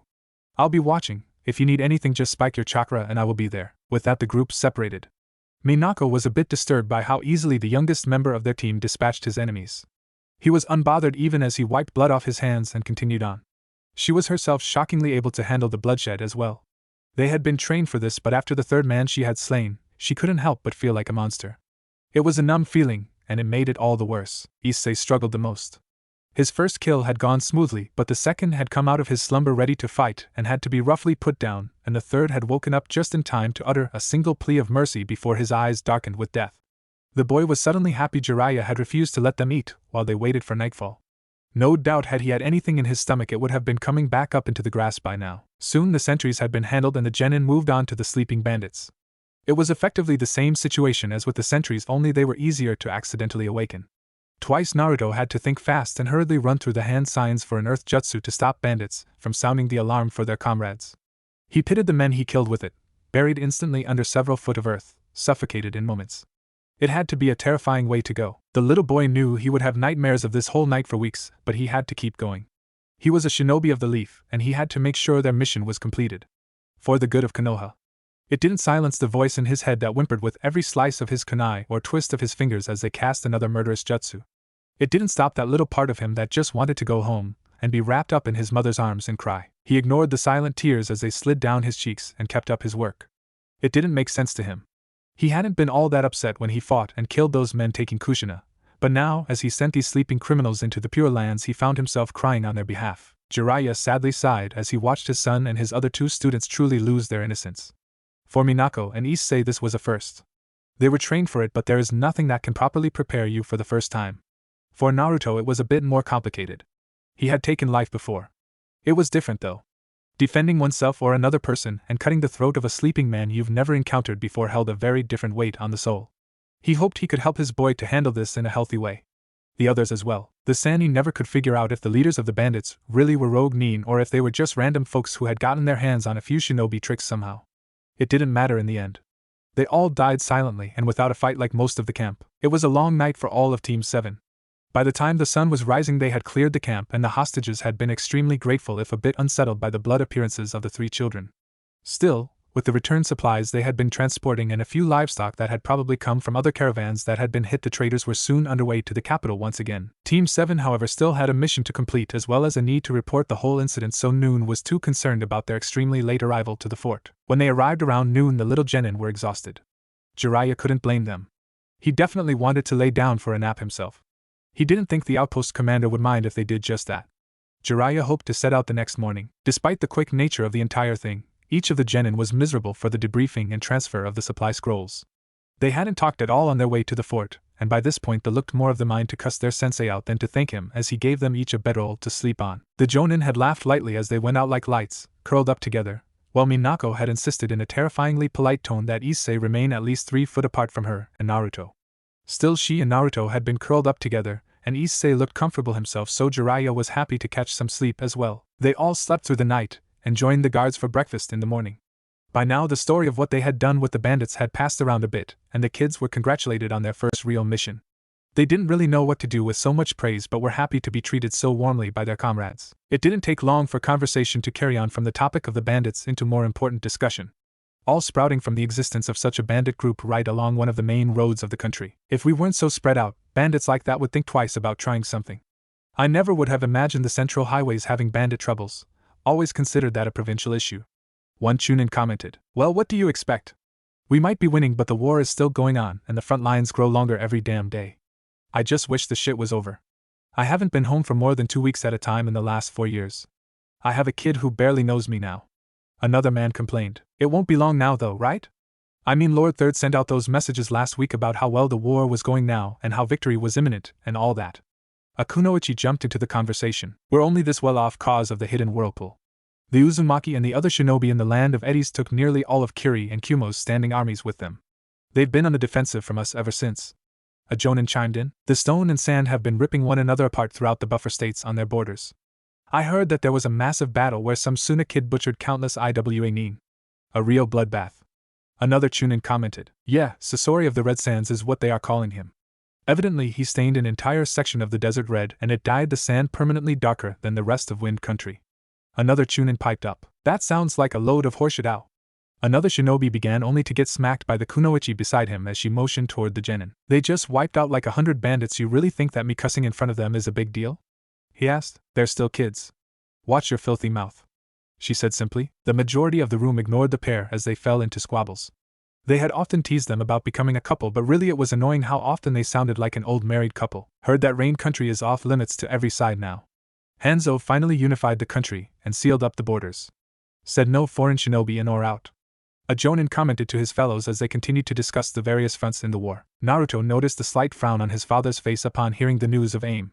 He knew that his parents and Orochimaru had received their moniker from Hanzo himself while in Rain Country near the beginning of the war, but he wasn't sure what all that had entailed beyond the man sparing them and giving them the title of Sanin. Sensei, are you alright?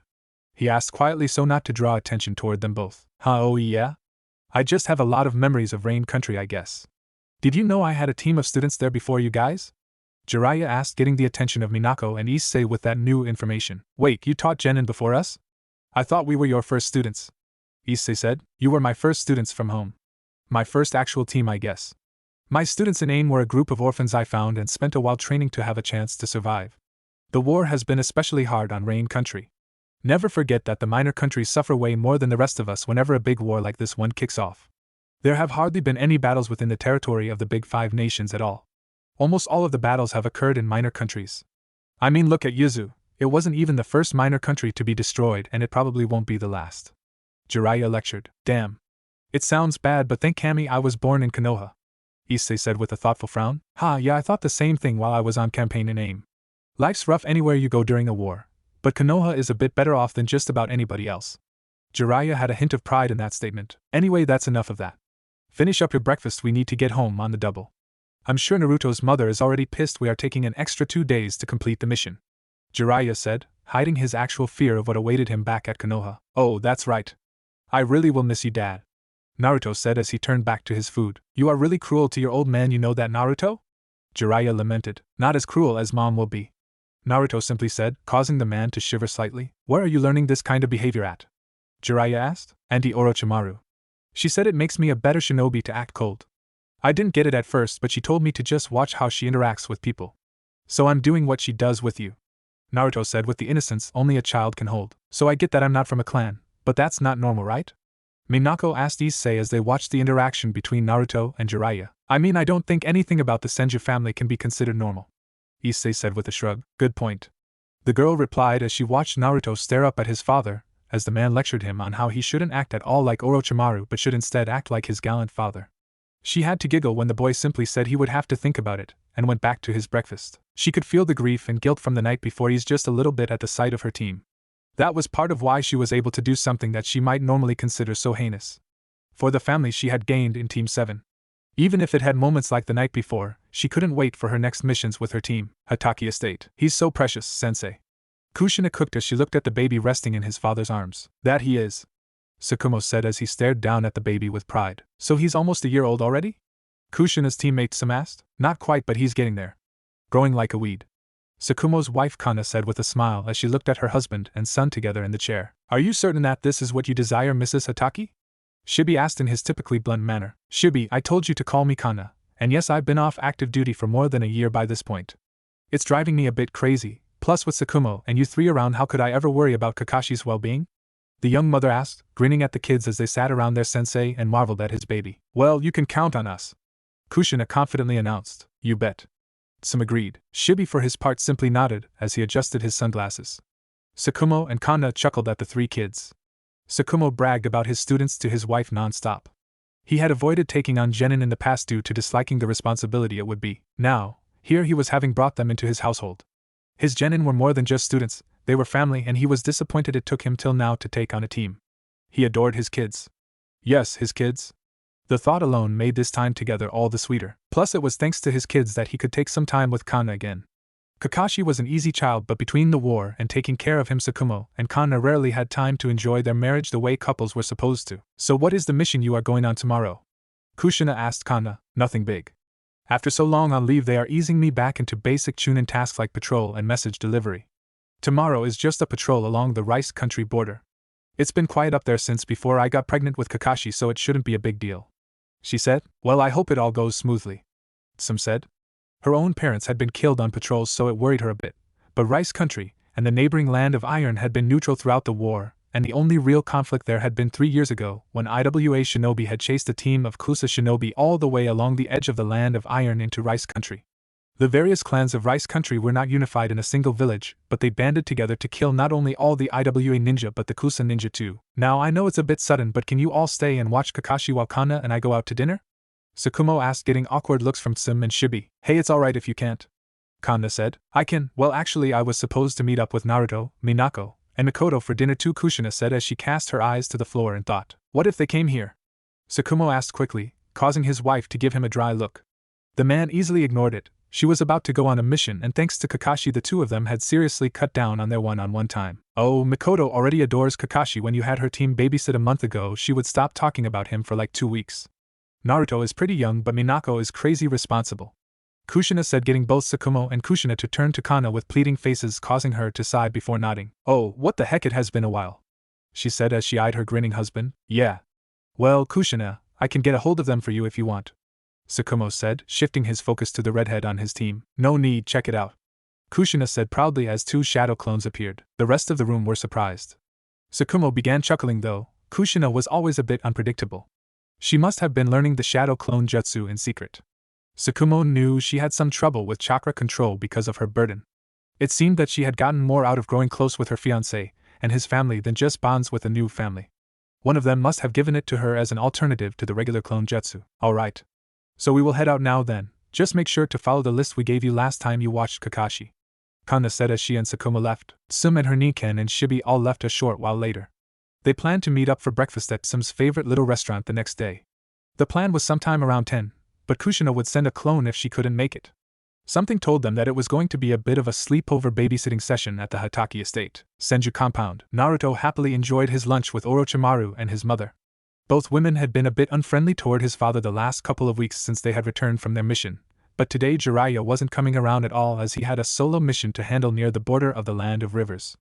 Hopefully it would be done soon, but until then Naruto and his team were more or less told to work on what they already had until he returned. Minako was going to come over to spar for a little while, but that wasn't for another hour at least. He hoped to get some time with his mother and Orochimaru like the old days, which honestly weren't that old, being only a brief few months in the past. The usual bonding experience if teaching Naruto something had continued on after the meal as the women took to teaching him more about anatomy. More than he ever wanted to know, but plenty that could be helpful in plenty of ways. Tsunade had been adamant he learn a more advanced healing jutsu she knew than the one he had previously been taught. Naruto was happy to learn it, though he was less happy at practicing on a fish from their family pond. Tsunade had also gotten frustrated about that when Naruto had been so stubborn about her killing one of their own fish just to practice reviving it. Orochimaru hadn't helped things, as while Tsunade was teaching him to revive the fish, she had planned to teach him the most effective places to strike with poison-laced weapons depending on the type. Naruto, you didn't hesitate with the men trying to kidnap Kushina, or with those bandits, did you? His mom asked him. No, but they weren't just innocent fishes that rely on us to feed and take care of them, Naruto had replied as he crossed his arms. Orochimaru had of course gotten a kick out of the entire interaction. She'd made things harder for Tsunade, at least the mother thought they would be, until her son actually responded. What if we brought a convicted criminal, like a rapist or murderer? Would you be fine with it then? Orochimaru had asked, completely ignoring Tsunade's glare. I dunno, maybe? Naruto had responded, gaining a gleam in Orochimaru's eyes that Tsunade recognized immediately. Orochimaru, no, he's only 6. Tsunade said with a steely tone. Oh, relax, Nade. I won't start him on something like that till he's at least 8 or 9. Besides, he has killed more people than you and I combined at that age, Orochimaru replied with a smile. The look Tsunade shot the snake mistress enforced that it was time to drop the topic, after all the seals on the Senju compound had picked up Minako's arrival. Orochimaru would definitely be bringing this up again though. Naruto simply had far too much potential to be stunted with such trivial things as his age. His bloodline wasn't the only thing that drew her attention after all. Naruto had greeted his teammate at the gate, and the girl was happy to be admitted to the compound and led off to the training ground. She had met both Tsunade and Orochimaru by now but remained a bit nervous around them. They were both the examples all Konoha Kunoichi looked up to after all. Even if it was Jiraiya who Minako shared the most with ability-wise, Tsunade and Orochimaru had approved of Minako so far. She was far better than Naruto's other teammate in their opinion. Tsunade wasn't pleased with how much like Jiraiya the boy was, though he seemed even worse than Jiraiya had been at 12. Orochimaru simply considered the boy unfit to be on the same team with Naruto. Even Minako barely scraped by in that regard though, so it was a bit hard to get Orochimaru's approval. Mom, we'll be sparring out back, Naruto said as he raced past with the more yellowish blonde of his teammate trailing after. The girl did her best to show respect to the two women while being hauled along by the boy, causing Tsunade and Orochimaru to chuckle. They'll be cute together, Orochimaru said as she turned to finish her drink. What? Tsunade asked. Oh please, you really think Naruto will have just that Uzumaki Spitfire for a woman? I for one am going to push for a whole slew of girls to bear his children, Orochimaru said with a grin at the thought of so many more Narutos running around. Gah, he's 6. You sound like sensei, no worse, you sound like Jiraiya, Tsunade said. Alright, no need to be mean, but Tsunade, he is the heir to Lord First and Last Male Senju, but more than all that he is Jiraiya's son. Wait till he hits puberty. Orochimaru slipped out of the room at that, as she saw the blonde's honey-colored eyes had hardened in realization. Tsunade huffed in indignation at the thought. If she had her way, Naruto would still be in the academy, he wouldn't be betrothed to a girl nearly twice his age, he wouldn't have to worry about much more than making friends and playing, but she didn't have her way. For being labeled princess so often, looking back, Tsunade realized she rarely ever got her way. Especially in regards to her son, it was frustrating and exhausting just to think about. Especially when she knew she really couldn't shield him from the life of a shinobi at all. At least he seemed happy. Part of that happiness stemmed from his team and the much improved relationship with Kushina. The children didn't love each other by any stretch of the imagination. They were little kids after all. They were very good friends now though. Kushina had slowly grown to include Naruto in the things that she found interesting, and Tsunade's little boy was happy to reciprocate. Similarly, this Minako seemed like a very good friend for Naruto to have. She was sweet, determined, hardworking, and above all seemed loyal to her friends and Konoha. It helped things that Tsunade had grilled the poor girl the first time Naruto had brought her over. Not because she suspected the girl of doing something to Naruto. It was more because Naruto had surely told him how much Minako had evidently idolized the Sanin, but Jiraiya most of all. That had been awkward till she understood what Minako really admired was their similar backgrounds. It had been part of what initially attracted Tsunade to Jiraiya as well. A hard-working war orphan stepping out of the shadow of clan shinobi and making a name for himself. After that realization, she couldn't blame the girl for her idolization of the idiot. She would see the rest of Jiraiya's idiocy in time, but as it was, Tsunade fully intended to lend a hand for the girl to do just as she dreamed and make a name for herself. It was a win-win. Minako became a legend, and Naruto had a reliable and loyal S-class kunoichi on his side. Or at least he would. "Mom!" Naruto called, getting her to lean out the window to see her boy with Minako, and a now-present Kushina standing there together. "Kushina?" Tsunade asked. "I'm just a shadow clone. The real Kushina is at Sensei's house. I just wanted to invite Naruto and Minako over to hang out and babysit together." The clone answered. "Oh, well, I don't have a problem with it. I know the two of them were planning on sparring for a while. I'll leave it up to you if you want to go, Naruto. Just know I want you home before nightfall," Tsunade said before she disappeared into the house again. "Doesn't the Hokage estate have a training ground as well?" Minako asked. "Yeah?" Kushina replied. She had an idea of where the blonde girl was going though. "Do you think your sensei and his wife would mind if we used it to spar?" "Nothing like an all-out fight, but Naruto and I have both been working on some things since we came back and need to field test it," Minako explained. "Tsukumo-sensei wouldn't mind, as long as you guys keep it to the training ground and don't tear things up too much," Kushina's clone said with a shrug. "Sounds good then. Let's go." Naruto and Minako followed after Kushina's clone as each of them chatted about their day and what they had been doing lately. It didn't take long to get to the Hokage estate. Kushina had been telling them that her friend Makoto would be joining them. Neither of them really knew the Achiha girl all that well, but they were aware of her. Nearly everyone in Konoha was aware of the Achiha prodigies that were the current pride of the clan. Naruto had been a bit intimidated by them, to be honest. Minako had been the same, though she wasn't as much younger than the two of them like Naruto was. Makoto was 2 years older than even Kushina and Minako after all, and had graduated a year early. The girl was already a Chunin, so Minako hoped to talk with her a bit about what to expect more as a kunoichi as well, or at least make friends with another fellow kunoichi like she had begun to do with Kushina. The clone led the pair into the house before popping when they reached their destination. Both Naruto and Minako were a bit surprised to see the usually vibrant Kushina acting so mellow, as she gently rocked the child in her arms. Minako was at Kushina's side in an instant, cooing over the baby along with Kushina, while Naruto preferred watching from a small distance away. The baby simply looked so fragile, so he didn't want to really hold him that much. "What are you doing way over there, Naruto?" Kushina asked the boy as she noticed him keeping his distance on the far side of the couch. "What do you mean?" Naruto asked. "Well, don't you want to see the baby?"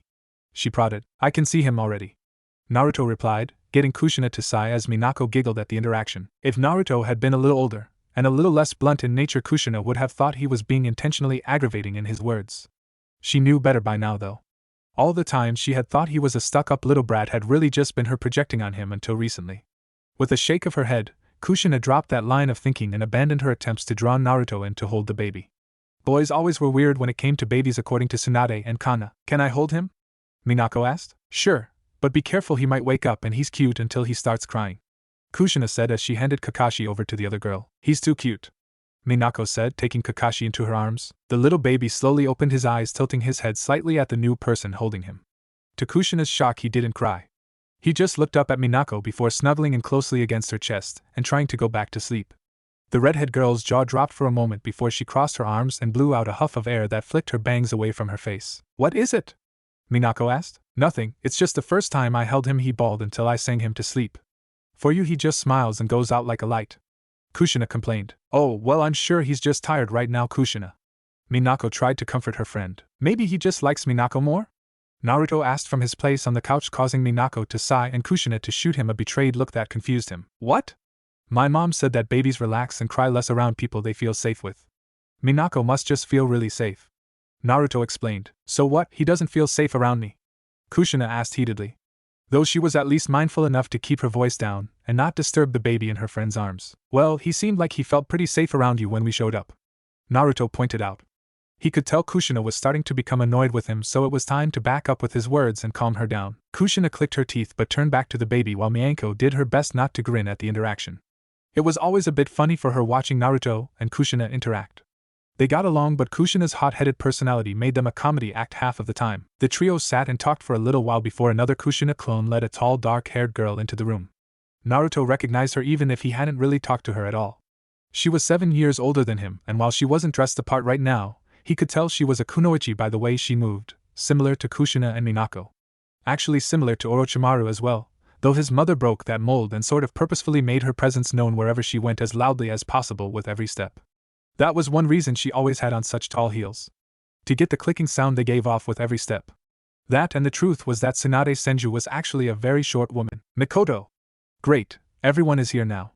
Kushina chirped, seeing her older friend. The Achiha girl smiled softly at the redhead. Clearly used to her personality, and like Naruto and Minako, not put off by her behavior, only amused by it. She took a place on the couch between Naruto and the others before they all began introducing themselves. Naruto was a bit surprised. He hadn't had a favorable opinion of the Achiha, thanks in part to his mother carrying a bit of Tobirama's prejudice bolstered by the fact that her grandfather had never quite healed fully after his duel with Madara. Mikoto seemed pleasant though, and Naruto was smart enough to give her, and her clan, an unbiased opportunity to show they weren't what he had imagined they were. So, you're Naruto Senju then? Already graduated from the academy and out doing missions. That's pretty impressive. Mikoto said as she eyed the boy. I guess. Naruto responded. He could tell that the girl had her doubts. Wouldn't you have rather graduated with other people your age? She asked. I don't know. They just told me I had to graduate. Naruto answered back, getting a confused look from Mikoto. Who's they? She asked. My dad and the Hokage, I think the elders too. My mom was pretty mad though. Naruto answered. They made you graduate early, they didn't give you the option? Mikoto asked. Minako and Kushina were also surprised. They had assumed he had been pressured into it, but that he had been given the option like they had. No. Naruto shook his head while shrugging. He didn't really see the big deal though. Mikoto turned to share a look with Kushina, who gave her a half-hearted smile in return.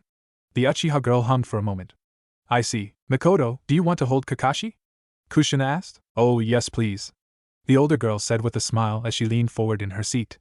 She adored babies and hoped to have a sizable family of her own once she was an adult. Minako passed the child off to Mikoto, and once again Kakashi didn't cry, causing Kushina to pout at the fact the baby seemed to like her friends more. A little while later Naruto and Minako decided to head out back to the training ground to spar as they had planned. Kushina led Mikoto back as well to watch from the back porch of the house. They sat and watched as Naruto and Minako started out with taijutsu. Both had known the two blondes were talented, but Kushina especially was shocked by how far they had come. Their speed and agility in a fight had easily doubled since graduation, and suddenly Kushina felt a little lacking, even if she was proud of the two of them for their growth. As they transitioned to include jutsu into the spar, Mikoto began to take far more interest. Minako was fast, and very skilled with the simplest of shinobi tools, however she also had great skill with seals, and it was apparent with the amount of traps she was able to set up. None caught Naruto though, and he was the one that had Mikoto's interest the most. He was a Senju. That would have been enough to catch the interest of any Achiha. Their clans had been rivals since before the beginning of recorded history. Their greatest members, Madara and Hashirama, had been the embodiment of that rivalry. Now here was a little boy capable of using Hashirama's abilities with such ease. Mikoto couldn't properly imagine what he would be like in a few years, let alone as an adult. He's something else, isn't he? Mikoto said as she watched the 6-year-old fight like he was born to do it. Yeah, I guess. He's a really good kid. Kushina replied softly, causing Mikoto to glance her way. So, no longer up in arms about being betrothed to a, how did you put it? Oh, that's right, a spoiled little brat that would probably cry for his mama the first time he had to spar. Mikoto teased. Kushina blushed faintly at the reminder. Well, so what? I've been wrong before. I'm still not happy about being forced to marry someone one day, but as long as it's him, maybe it'll be okay? Mikoto asked with a chuckle. Oh, shut up. I just like him alright. Not like that, he's just a good kid and friendly, and he will be crazy strong one day. Kushina defended weakly. Aha, and him saving you like a little mini-hero saving a princess had nothing to do with it. Mikoto continued to tease. Well, I am a princess after all. Kushina joked, getting a small snort of humor from her friend. Right, a regular damsel the habanero is. Mikoto said. Ma, stop picking at me when you've got your own relationship troubles. Kushina shot back. What do you mean? Mikoto asked. Well, it's not like you have any choice either. Your betrothed is already a jonin and is only 15, right? Are you going to tell me you two are a match made in heaven? Kushina asked. Well, Fugaku is a strong, dutiful, and determined person, so I'm sure I can come to care for him. We'll have a good marriage. Mikoto replied as if she had rehearsed the lines. Come to care for him? Wow, you can't even say it. That's worrisome, don't you think? You can't even picture yourself one day falling for your future husband? Kushina asked. What? Kushina, I don't like what you're saying. Besides, do you see that for yourself? Can you see yourself falling in love with little Naruto? Mikoto asked with a bit more heat than she really intended to. Yeah. Honestly, I kinda can. It's not gonna happen anytime soon. I mean, he is a little kid, I'm still a kid too, I guess. That won't last forever though. If he is like the people who raised him though, I can definitely see it happening. He won't be perfect and neither will I, but perfect is boring. I would hate marrying your fiancé. He's so prim and proper, but if that's your thing, it's your thing, I guess. Kushina replied. Mikoto didn't answer. She was a bit shocked by how deep the younger girl had thought about it. Kushina always managed to surprise her. What's more, she seemed to always manage to make her question things. Whether it was about her clan, her betrothal, or a mission, that was part of why Mikoto liked being around her so much, she supposed. There was never a way to expect what would be discussed. So, what have you and your team been up to, Mikoto? Kushina asked. Nothing especially exciting. Patrols along the Tea Country border mostly. Pretty quiet down that way since, you know. Mikoto awkwardly remarked. The Uzumaki clan's fall was still pretty sore for Kushina, but the truth was Konoha's borders were safer than they had been in decades, and it was because of the Uzumaki clan sacrificing themselves. I imagine so. Kushina said with a dark look, thinking of Kiri and Kumo and all the other minor villages that had crippled themselves by taking out her family. What about you and your team? Mikoto asked. Mostly missions around Konoha still. I think we'll be doing more messenger missions soon though. Sensei seemed annoyed by that since between him and his wife's schedules they will need to get babysitters for Kakashi more often. Kushina answered. I will have to take that mission from time to time. He's just so cute. Mikoto cooed at the little baby. Kushina grinned as well. She wouldn't mind babysitting either to give her sensei and his wife a chance to catch up when they could. Before long, Naruto and Minako were done. Their spar had been impressive, but it was clear either had gone all out. Both of the other girls wanted to go, but Kakashi had needed his diaper changed and fed, so they went back in. Naruto sent a clone to bring back dinner for the group, and they enjoyed the rest of the evening just eating and playing with little Kakashi until it began to near dark. Just as Naruto was getting ready to head home, someone else knocked at the door. They were a bit surprised to see that it was Fugaku, Mikoto's betrothed, standing there. The older boy seemed a bit awkward, though it was hard to tell as his face was set in a stoic expression typical of most Achiha. Mikoto, I was told you came over to visit your friends. I have a break between missions and was wondering if you would mind me escorting you back to the clan's district. Fugaku asked. Oh, I wouldn't mind, I guess. I'll see you all another time, Mikoto said, waving goodbye to the others. She'd planned to stay the night, but Fugaku was almost always busy with missions near the borders or police duty when he was in Konoha, so this was a chance to get to know her fiancé a bit better. Goodbye. The others chorused. The pair of Achiha noticed they weren't the only ones leaving as Naruto walked with them to the gate. Fugaku eyed him curiously. Everyone had heard about the second coming of Hashirama by now, and Fugaku couldn't help but be interested. Naruto was a full 9 years younger than Fugaku himself, but the Uchiha wasn't stupid, or near as prideful as many thought him to be. He knew Naruto was something different. Had he been closer to his own age, he would have jumped at the chance to be his rival. As it stood, he would be watching Naruto intently in the future. Tsunade sat opposite the man she once thought that she loved. He had as grim of an expression as she did, and the brooding figure of Orochimaru in the corner was just as bad. And you are completely sure that is the case? Tsunade asked. 120%. I saw them there myself. They're getting ready for a move, not sure what they hope to achieve really, but their technology is insane, Tsunade. Jiraiya replied. Not sure what they hope to achieve. Don't be stupid, the same thing every hidden village wants. They want to kick our ass and take more power and territory for themselves. Orochimaru scoffed. They don't even use land. They live in a couple of floating cities and airships. It's nothing like I've ever seen before. Jiraiya explained. If they were smart, they would go after one of the weakened villages. We're the powerhouse right now. They should be hitting Kiri or preferably Kumo. Tsunade argued. No, it would make more sense to hit us. We're the dominant power, but we are spread thin and they can pick off the other villages after knocking us either down a peg or out of the game completely. Orochimaru replied. Whatever the case, we are about to enter the true leg of this war. One that is going to be a lot worse than we initially imagined, and one that is about to see everything we have put into combat. Jiraiya said, causing Tsunade to get a better understanding of what he was really saying. The Genin too? Kami, they can't be that big of a threat. Surely they would be better off running support and logistics missions. The Senju matriarch argued. Most will be, yeah, the man replied. Damn it! Tsunade growled as she realized he didn't mean genin in general but only the genin she truly cared about. Did you tell Sensei that Naruto and Kushina were too important of assets to risk on the front line? Orochimaru immediately set into trying to find a way to change what was planned for the kids. Of course I did. Then those old fossil bastards jumped in about how Naruto and Kushina had to be there to make a show of force. At least they will be pairing Tsukumo and I together with the teams and sending some Chunin with us for support. Truth be told, I think they see this as an opportunity more than an actual threat. Jiraiya grumbled. They've all gone senile. Orochimaru hissed as she thumped into a seat beside Tsunade. The three Sanin fell into silence at that. They couldn't just buck orders, but at least Hiruzen was giving them some safety in numbers and two of Konoha's strongest to protect them. Jiraiya, if something happens to my son I will kill you. Then I will try to kill Sensei and the elders too. Remember that. Tsunade growled. The only way our son will get hurt is if I'm already dead. I can promise you that.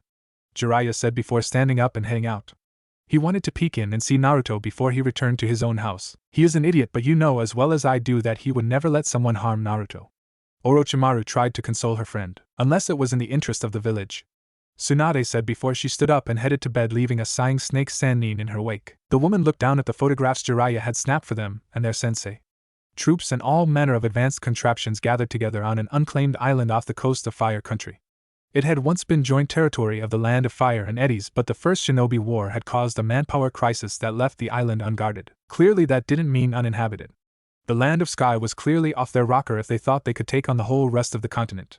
At least there would be if 2/5 of the world powers weren't crippled and the other two weren't spread so thin that their capitals were easy pickings for anyone that could get through the country's defenses. This fight might not put the Land of Sky at the top, but it could surely lay Konoha and the Land of Fire low. The send-off that Tsunade and Orochimaru had given their unit had been depressing. Tsunade was an emotional woman but not really a weepy one. She was practically sobbing as she embraced not only Naruto but Kushina as well. The little redhead wasn't sure what to think about that, but she has to admit it was nice to be a part of the Senju family. The team, composed of both Jiraiya's squad and Tsukumo's squad, would be deploying into the Land of Rivers where the first fighting had begun. A week prior, and both the village hidden in the valleys and the Hidden Leaf had been skirmishing with each other along the border. Now though they fought together against a frighteningly advanced force from the village hidden in the sky. Already the first 3 battles had taken place, and all had been narrow defeats for Konoha. A handful of the sky shinobi utilized some sort of back-mounted aircraft that let them strafe and assault shinobi on the ground with near impunity. Thankfully they couldn't use ninjutsu while in their contraptions and in fact couldn't even throw kunai and shuriken, having to rely on weapons mounted to their wings that launched rounds that appeared like thicker and longer sanban than a ninja might normally use. The majority of their troops however came from odd large vehicles that simply dropped them onto the battlefield. They swept in over it, and opened doors where the sky ninja would leap out of and into combat. When supported by the air-based shinobi it was a nightmare for Konoha to adapt to. Now though, there had been an opportunity that presented itself. Come on! We'll brief you on the road.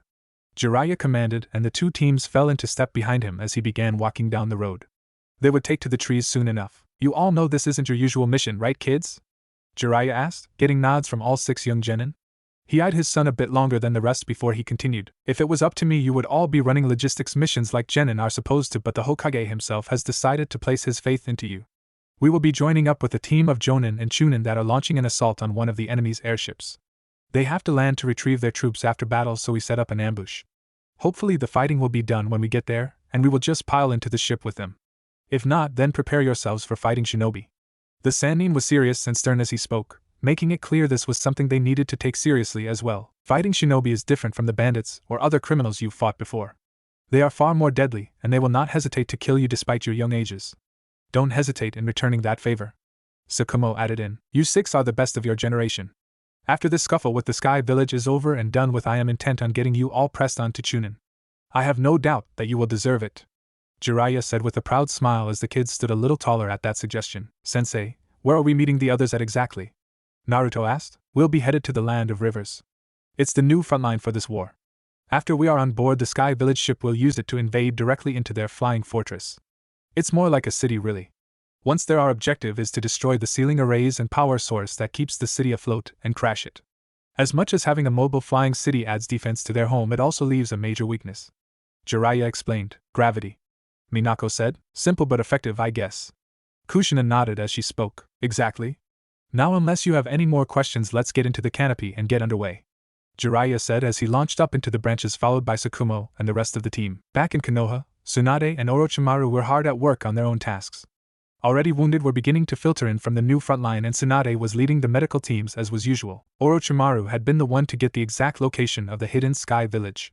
She had worked for a couple days straight on a young Chunin woman from Konoha's newest enemy, and gotten literally everything she had to offer. Orochimaru knew more about this poor woman now than most of her former allies did. Done with that, she had moved to help her teammate in any way she could in the hospital. She was no true medic nin, but she had plenty of medical jutsu under her belt thanks to Tsunade's insistence, and the necessity of keeping her subjects alive for questioning in her normal work. That being said, her bedside manner was worse than Tsunade's was. She was a bit prone toward the tough love approach and encouragement through mockery. How exactly being poked and prodded roughly while being mocked mercilessly by a beautiful woman was supposed to help patients was known only to Orochimaru herself. Right at this moment though, both she and Tsunade were getting a much-needed breather. The number of casualties was high, but there was little outside of basic puncture or tearing injuries from the projectile weapons of the Sky Shinobi, or from kunai and swords on the ground. Take away their technology, and these Sky Ninja are weaklings. Barely even worthy to be called shinobi. Orochimaru said to Tsunade while disgusted by the means that their enemies had decided to increase their power. It's effective enough though. Tsunade grumbled as she powered through a small meal to regain some energy for healing the wounded. It will only cause rot from within. Relying on this technology to replace the power of individual shinobi. They can hardly even use ninjutsu. If they were to win, their shinobi would all grow lazy and fat in 5 years. Orochimaru said, eyeing her blonde friend as she spoke. That is true. They can hardly throw a kunai even oh-ho. I see what you're doing, very good Oro. But you don't have to distract me with this. I know he's going to be fine. Tsunade said after realizing that Orochimaru was trying to play up how weak the enemy was to subconsciously ease her worry about Naruto. Of course he is. He is a different breed. Him and the little redhead and that blonde girl would chew through these Sky Ninja like candy.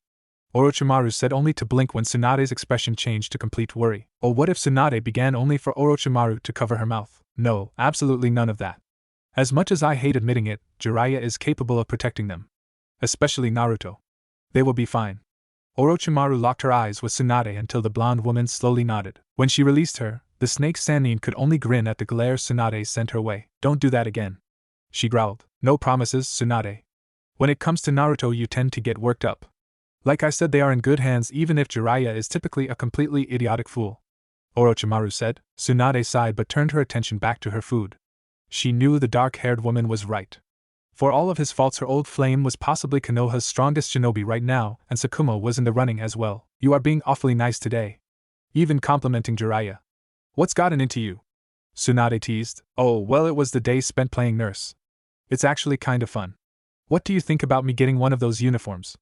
The really tight white ones with the little hat? Orochimaru asked. Someone catch your eye? Tsunade asked, very interested. She wanted Orochimaru to have a chance at a happy life in spite of all her odd quirks. She was her closest friend after all. Not yet, no, but you are the only one I would ask this kind of thing about. I have an image to uphold. The snake mistress giggled. Tsunade smiled faintly. It was nice to distract herself from always worrying about Naruto.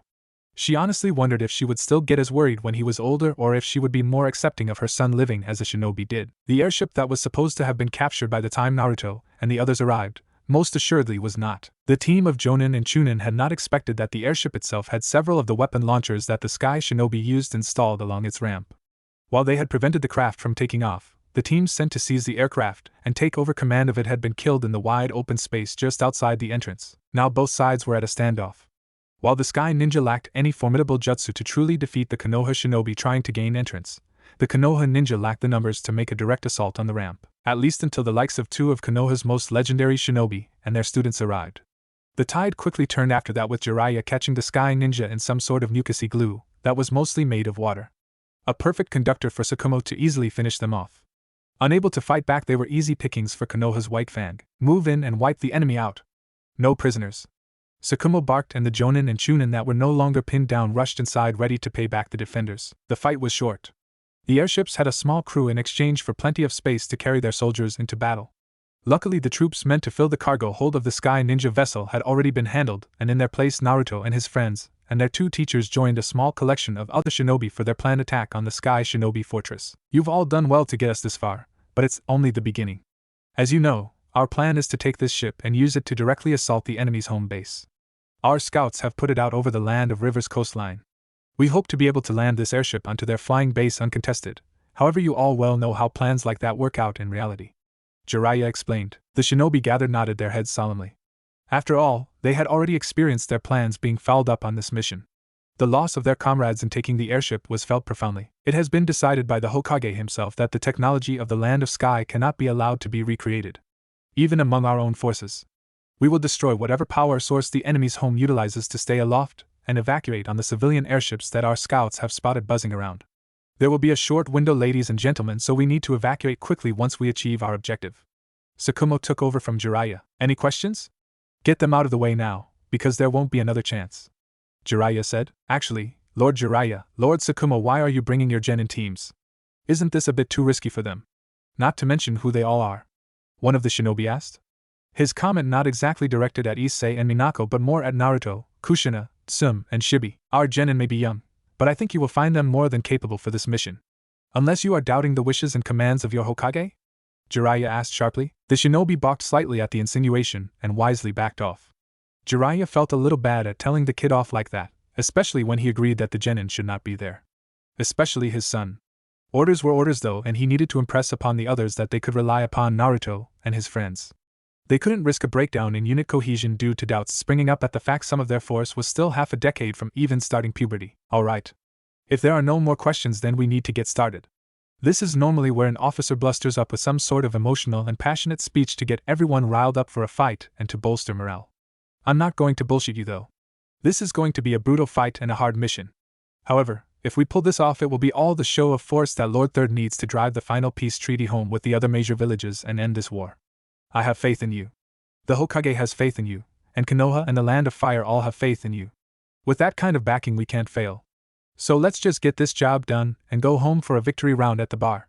Jiraiya was bellowing by the end, getting cheers from the troops. Naruto clapped for his father while his two teammates shared the same reaction as Tsukumo and his team. Flat stares and unimpressed looks. I thought your sensei said something about not blustering up an emotional and passionate speech. Kushina said. I believe that was a ruse of some sort. Perhaps to allow the listeners to be stirred up by an impassioned speech when they don't expect one. Shibi hypothesized. You make it sound like he ambushed everyone with his words or something. Some scoffed. You're looking too much into it, man. Jiraiya-sensei is just kinda weird. Issei commented, like he's any better. Minako and Kushina mumbled quietly to one another. That is enough standing around, kids. Let's run a check again to make sure we have everything we need when we land.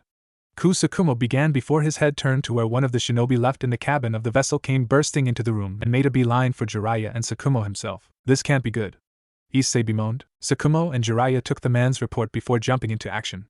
They sprinted back to the cabin, the genin hot on their heels to see what the matter was and help their teachers if they could. Upon arriving back at the cabin though, an odd sight awaited them. The shinobi present worriedly held a pair of flags while staring across the open expanse of sky toward another sky shinobi airship that had revealed itself from the clouds. On the other craft's deck a pair of sky ninjas stood. One waving the pair of multicolored flags in his hands in clearly specific order to send some kind of message. They are trying to signal us. Tsukumo ground out through gritted teeth. Shit. Jiraiya said, running a hand down his face. Oh. Ooh, I heard of this. Seminole. It's a Seminole message. Issei announced proudly. I believe you mean semaphore. Shibi corrected him. That's what I said. Sigmaphone. Issei replied. Jiraiya tried not to sigh too heavily but gently grabbed his eldest student's shoulders. He turned the boy to face him and gave him the most serious look that any of Jiraiya's pupils, even his own son, had ever seen. Issei, can you use this similone? Jiraiya asked. Sigmaphone sensei. Issei tried to correct him. No, it is semaphore. Communication through the use of flags to signal someone in specific orders is called semaphore. Shibi said in a surprisingly agitated tone from his usual stoic one. Alright, semaphore. Can either of you understand and use it? Jiraiya asked. The two boys turned to look at one another for a brief moment before slowly turning back to Jiraiya. Sorry sensei, I can't. Issei admitted with a sad expression. I also must apologize. Why? Because I too cannot utilize semaphore to communicate. Shibi added in. Jiraiya huffed a defeated sigh before regaining his composure. He turned to the Jonin and Chunin in the room and waved them over. Let everyone on board know we are about to fight. Jiraiya said as he turned to watch the enemy ship slowly ascend above them and begin moving into a place directly overhead. Go now! Tsukumo barked, sending the younger two ninja racing back to the others to get them ready. Kami forbid it ever be an easy day. Jiraiya complained as he began directing the genin to prepare to repel boarders. The Konoha shinobi quickly realized that their numbers would make it difficult to defend the airship adequately. The sky shinobi would be dropping en masse directly on top of the commandeered vessel and forcing their way in. So most of the shinobi were spread through the narrow halls of the ship. Something to negate any superior numbers that the sky ninja had. Even the genin were placed into a position to ambush the enemy.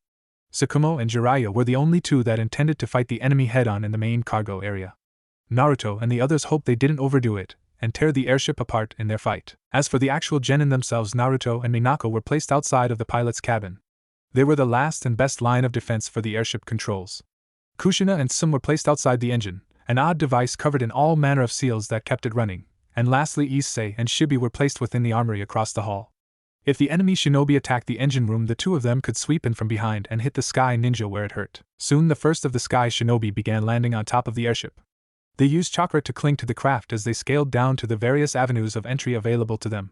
Some performed a powerful utility jutsu that created a small but incredibly strong jet of flame, hot enough to cut into the hull of the airship and gain entry that way. Moments after the first Sky Ninja gained entry, the battle began. Ambushed by hidden Konoha forces, the Sky Shinobi were clearly outmatched in terms of skill and ability. Their numbers still made them one hell of a threat though. Slowly they pushed further in, only for their hapless forces to run into Jiraiya and Tsukumo lying in wait for them. In a flash the cargo area was engulfed in flames. Hot enough to kill but nowhere near strong enough to melt steel beams. The craft held together easily even against the onslaught of fire that Jiraiya was using as a weapon. Tsukumo wove in and out of their opponenta, his blade flashing white and then red with every strike. The Sky Shinobi attempted to retreat from the cargo area only for their path to be blocked by several of the other shinobi that butchered them as they ran for the door. Needless to say, the cargo area of the ship was secure and the bulk of the Sky Shinobi forces were dispatched. Similarly to the events in the cargo hold, Naruto and Minako proved to be a perfect team as any enemies that approached their position met a rapid and violent end. Between Minako's natural flexibility, speed, and pinpoint accuracy and Naruto's overwhelming jutsu and unpredictable movements, they wiped any attempt on the airship controls out entirely, and without any support. The other two pairs of genin were not having such a successful time. Tsum and Kushina kept their objective safe, but the enemy attacking them proved to be a bit more skilled. Most Sky Ninjas seemed practically untrained in using jutsu, but this man, easily in his 30s, broke that mold. He utilized lightning chakra with incredible ease and took both Tsum and her Niken down with ease as they launched an attack against them. He hadn't the Inuzuka heiress or her cabin companion, but the way Tsum screamed and they both convulsed told Kushina they were out of the fight. As was typical with Kushina, she didn't think, just acted on instinct. Thankfully it was enough. The adamantium chains that she had worked so hard with tore out the shoulders of her clothing and sprang to life like a pair of golden chain tentacles. The Sky Ninja attempted to send a current of lightning chakra down the length of the chains only to gasp as they absorbed every bit of the attack. The redhead girl pressed her advantage before she could react to the development, and wrapped him tightly in her chains before they twisted painfully, and eviscerated him on the spot. Across the hall, Issei and Shibi had tried to jump into the girl's aid but were caught in the hall by a handful of Sky Village Chunin. Either Issei or Shibi were skilled in direct combat, and instead found themselves fighting for their lives in the hall. The Sky Ninja showed no mercy toward the two boys and came at them with everything they had, so the two of them returned the favor. The fight was brutal and dirty. Issei's Genjutsu proved invaluable, and he limited the enemy numbers by confusing them. Shibi's Kikaichu went to work as well, chewing through what reserves the Sky Ninja had and weakening them for the two boys to turn the tide of battle. Eventually they managed to defeat of their opponents. Sadly, the two of them would learn never to turn you back on a downed enemy until you were certain they were dead. They both turned away to go help Tsum and Kushina in the engine room, only for one of the downed ninja to use his last breath to fire his kunai launched. The blade shot out of his weapon with enough velocity to pass cleanly through Shibi's shoulder. The boy screamed in agony as Issei tried to staunch the bleeding as best as he could. Thankfully by this point Tsukumo, Jiraiya, and many other shinobi had arrived to help. They got Tsum, Shibi, and Tsum's Niken gathered up with the other wounded before they returned to the cabin where Minako and Naruto awaited them. "Where's Shibi and Tsum?" Naruto asked. He was a bit worried for the other genin even if he didn't know them well. They were wounded but both will pull through. Jiraiya reassured his son with a small grin. Tsukumo was less on board with just brushing their injuries off though. "Jiraiya, things have to change. The plan has to change.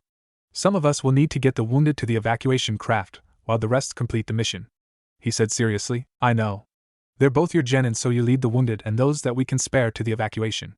Loan me Kushina and my team will take the rest to hunt down the power system for the floating fortress," Jiraiya replied. Tsukumo looked like he might argue in regards to Kushina but knew that the elders and the Hokage wanted Kushina and Naruto to make noticeable impacts on this mission. He could argue that their tasks defending the airships so far might be enough, but he knew that with those old bastards in charge it wouldn't be. "Very well then. As soon as we land will," Tsukumo began but was interrupted by the airship shaking. "What the hell is going on?" Jiraiya bellowed into the communication system that was pipes through the rest of the ship. There was silence for a time before another voice came back. "One of the Sky Shinobi played dead, sir. He used himself as an improvised bomb to try to destroy the airship engine. This engine core thing is beyond fucked. We'll be losing altitude soon," a shinobi replied. "So much for landing. Will we be able to at least make it to the target?" As tough as it was to capture this thing, it won't be near as easy next time. Tsukumo commented. We will land.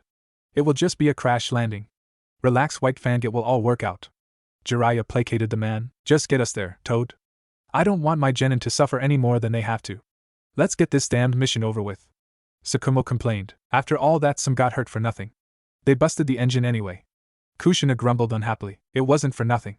You two protected the engine so we could continue the mission. We wouldn't have gotten into range of the floating fortress if it wasn't for you two. Naruto reassured her, causing the girl to smile lightly and place a peck on his forehead. She couldn't believe she used to be so awful to such a sweet boy. Hey, look. It's coming into view now. Minako said, pointing out of the window. It's massive. Issei whispered in shock. The floating fortress really was massive. The size of the Hokage mountain but flying in the air. It bustled with activity that they could easily see. People moved across its surface rapidly, and dozens if not more of airships of all sizes moved around it. It's almost sad to have to destroy something like that. Minako said solemnly. Maybe, but it's for the best. Things like that will only make war worse in the future if they aren't destroyed and forgotten forever. Jiraiya said seriously, completely committed to their mission. So how are we going to land this thing on there? Especially with the engine about to go out. Kushina asked. Well, let's just say land is a subjective term open to various interpretations.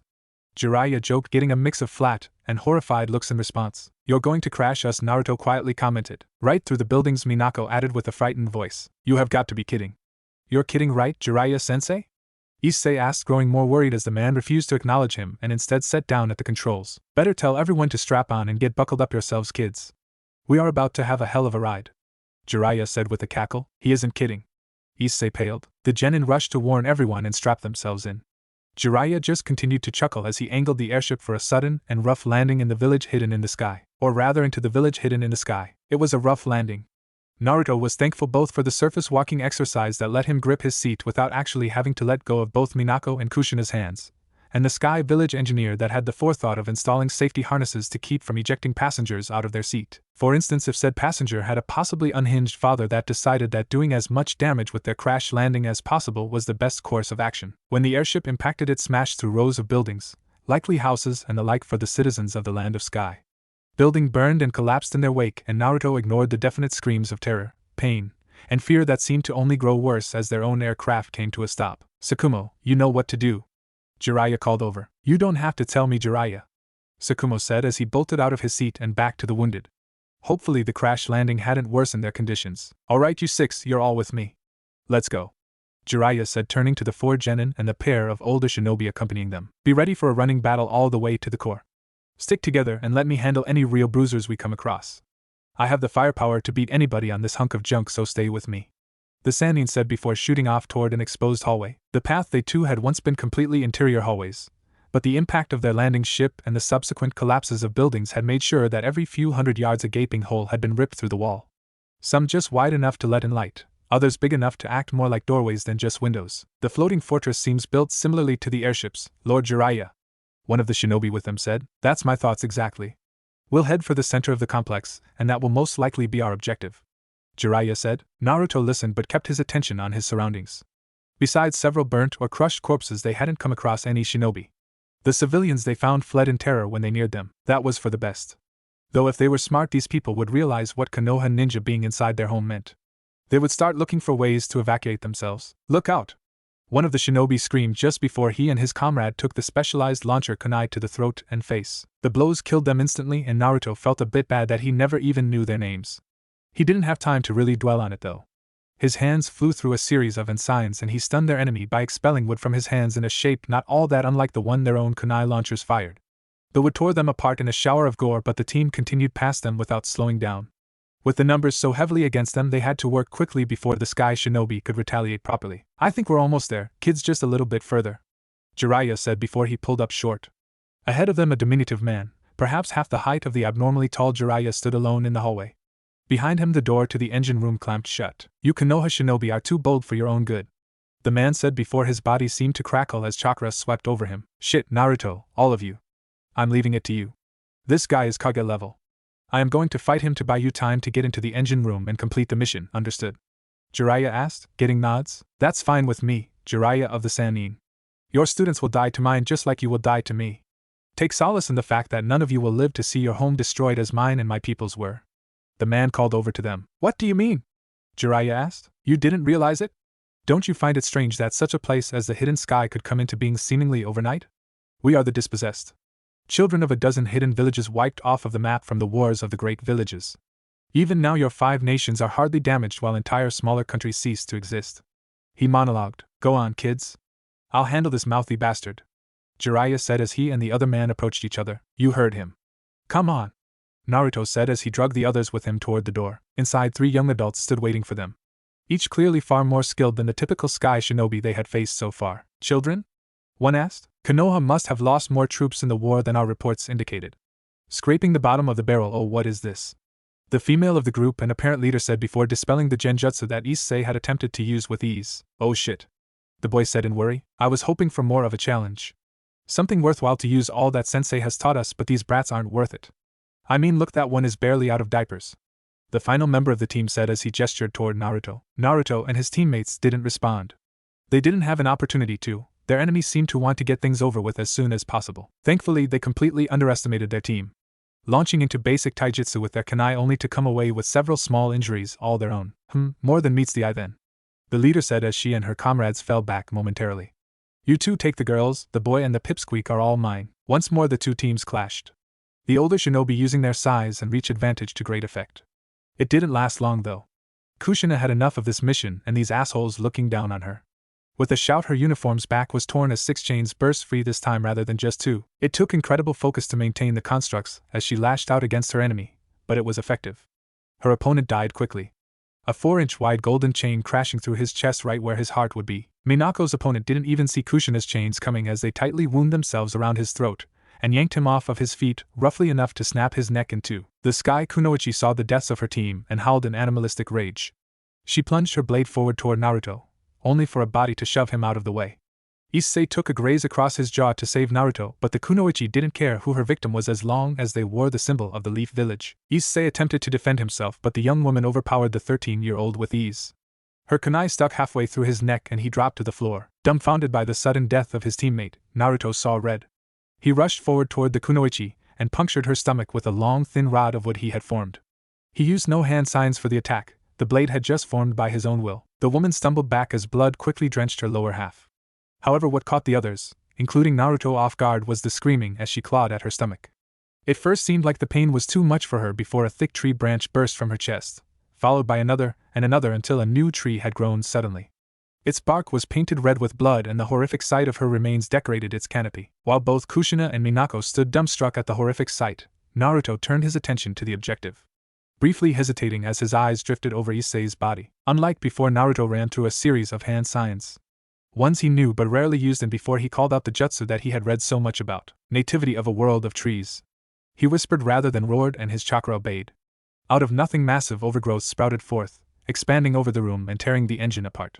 They didn't stop there though. While portions of the village hidden in the sky suddenly looked as if they had been devoured by a forest, like they were ruins left to rot and be consumed by nature. Once again Minako and Kushina were awestruck at the power of the boy before them. That awe turned to worry as he teetered on his feet before collapsing from chakra exhaustion. Naruto! They both cried, running over to him just as Jiraiya stumbled into the room. The corpse of his opponent left in the hallway, impaled on a tree branch that had suddenly ripped through the wall behind him. Give him here. I'll carry him and Issei both. We need to book it, this whole place is going down now, Jiraiya barked. The girls ran after him as they all rushed to link back up with Tsukumo and the others. The fortress had fallen to complete chaos. Warning blared and people screamed as they tried to evacuate. It was terrifying, but it also meant victory. Now all that was left was to go home. When he woke back up again after the ordeal in the village hidden in the sky, Naruto realized he recognized the room he was in. It was one set aside by Tsunade for the explicit purpose of tending to Naruto, or now Naruto and Kushina, whenever he was hurt or ill. Tsunade insisted that she had faith in the doctors and medical staff of her village, but she was the best there was and her baby only got the best, even if that meant she was taking care of him herself. His mother had clearly had Jiraiya place some sort of seal on him, because almost the moment he awoke she was already there with Orochimaru, Kushina, and Minako all in tow. You're finally awake, Tsunade said teasingly, but the obvious note of relief in her voice gave her away almost as much as the act of suddenly snatching Naruto up off of his bed and into her arms. The others giggled at the action as Naruto simply returned the hug, happy to be in his mother's arms after his ordeal. It ended soon enough though, and Naruto turned to look at the others. How long was I asleep? The boy asked. Over a week. I don't think you've ever used so much chakra before, Kushina said. Anyone else would have died. Be very thankful you are who you are, Naruto. Orochimaru said in a somewhat scolding tone. That was surreal. Orochimaru never took a tone like that with him. Then again, he did almost kill himself with that last jutsu. Yes, it seems we are going to have a discussion about how much is too much, Tsunade said with a sigh. She dreaded when her son became a teenager, and she really had to worry about what he got up to. So the land of sky is gone then? Naruto asked. There's a couple of airships that attacked near the border, but they were defeated. We think that the land of sky is destroyed once and for all, Minako said. Naruto nodded before his thoughts went to Issei. They weren't especially close, but they were friends. He had also died after saving Naruto's own life. That would take time to come to terms with for him. The women and girls seemed to understand his feelings. They all placed comforting hands on his arms to soothe him a bit. What about the treaty that Lord Third wanted to show force for? Naruto asked. The others glanced at one another. Your father left with the Hokage and Tsukumo for the summit to discuss the treaty today. We weren't sure when you would wake up, so he had to leave with the Hokage. Otherwise he would be right here, Tsunade replied. So we don't know if the war is over yet? Naruto asked. Even if the other nations don't agree, things are winding down. Iwa and Suna have already agreed to peace. Neither is strong enough at the moment to take down the other, and Kumo and Kiri are both too weak to make any gains against us. Right now we are the only ones that could attack the other great villages, but that would weaken us a lot too. Treaty or not, the fighting for this war is over, Orochimaru explained. The boy nodded. He didn't fully comprehend the geopolitical aspect of it, but anyone could understand they don't have enough people to attack us, and we don't want to risk the people that we would need to attack them. I don't really remember before the war, Naruto admitted, a bit confused about what it would be like without the conflict hanging over them all the time. You weren't even born yet. That's why. Orochimaru chuckled. Hopefully the peace will last, Minako said. Orochimaru and Tsunade looked doubtful, but they didn't want to ruin the mood. They knew that even in peacetime there could be conflict for shinobi. They were both born before the first war after all. Just a couple years before, but still before it had started. The first Hokage had even died in peacetime. They didn't want to think about the fact that with Issei Kurama killed, the teams were being reorganized as well. Jiraiya was getting Naruto, Kushina, and Minako all on one team. It was a strong team, but the Hokage had refused to promote them to Chunin yet, even after what they had accomplished in the Land of Sky. The old monkey was up to his games yet again. It had been nearly 10 months since the fall of the Land of Sky, and Konoha had really solidified itself as the solitary victor of the Second Shinobi World War. 10 months since Jiraiya had reorganized his team. 10 months since Issei had died. Much had changed since then. Peace talks had been continuous, and roughly 3 months prior the villages had finally entered into a treaty. A real treaty between the 5 great nations. Peace had finally come, which was why it was all the more confusing for Naruto and his 2 teammates. They were the 3 most capable of their graduation batch, but of those still alive, they were the only ones not promoted to Chunin. Since Issei had died, Naruto as well as Kushina and Minako had thrown themselves into training like never before. They were older now, more capable than ever before, and far more experienced after the tail end of the war. Still their friends advanced while they did not. The 3 of them, as well as many others, speculated all sorts of reasons why. From some plan with the higher-ups to a secret deficiency all 3 had hidden away. All things considered, Tsunade was pretty happy that all 3 were still genin. Even if Orochimaru thought that it was an insult to their accomplishments, and was certain Jiraiya had done something to get his team punished. At least until both women were brought into the plans that Hiruzen had. Both had immediately flipped their opinion of the situation following that. As was typical when she was upset, Tsunade had broken several things. Orochimaru was happy as can be, claiming that it would be worth it all. Despite that, Naruto and his teammates remained in the dark. Even as they were left to train alone more and more, as their sensei joined the Hokage in several meetings with other Kage, or acted on his behalf as a diplomat to other villages. Hopefully today that would end though.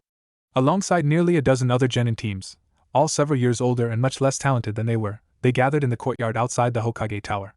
Their team leaders gathered at the back along the wall, while in front of them the village elders, Hokage, several important jonin, and even a representative of the daimyo stood before them. Thank you all for coming. It's odd for so many genin to be gathered together.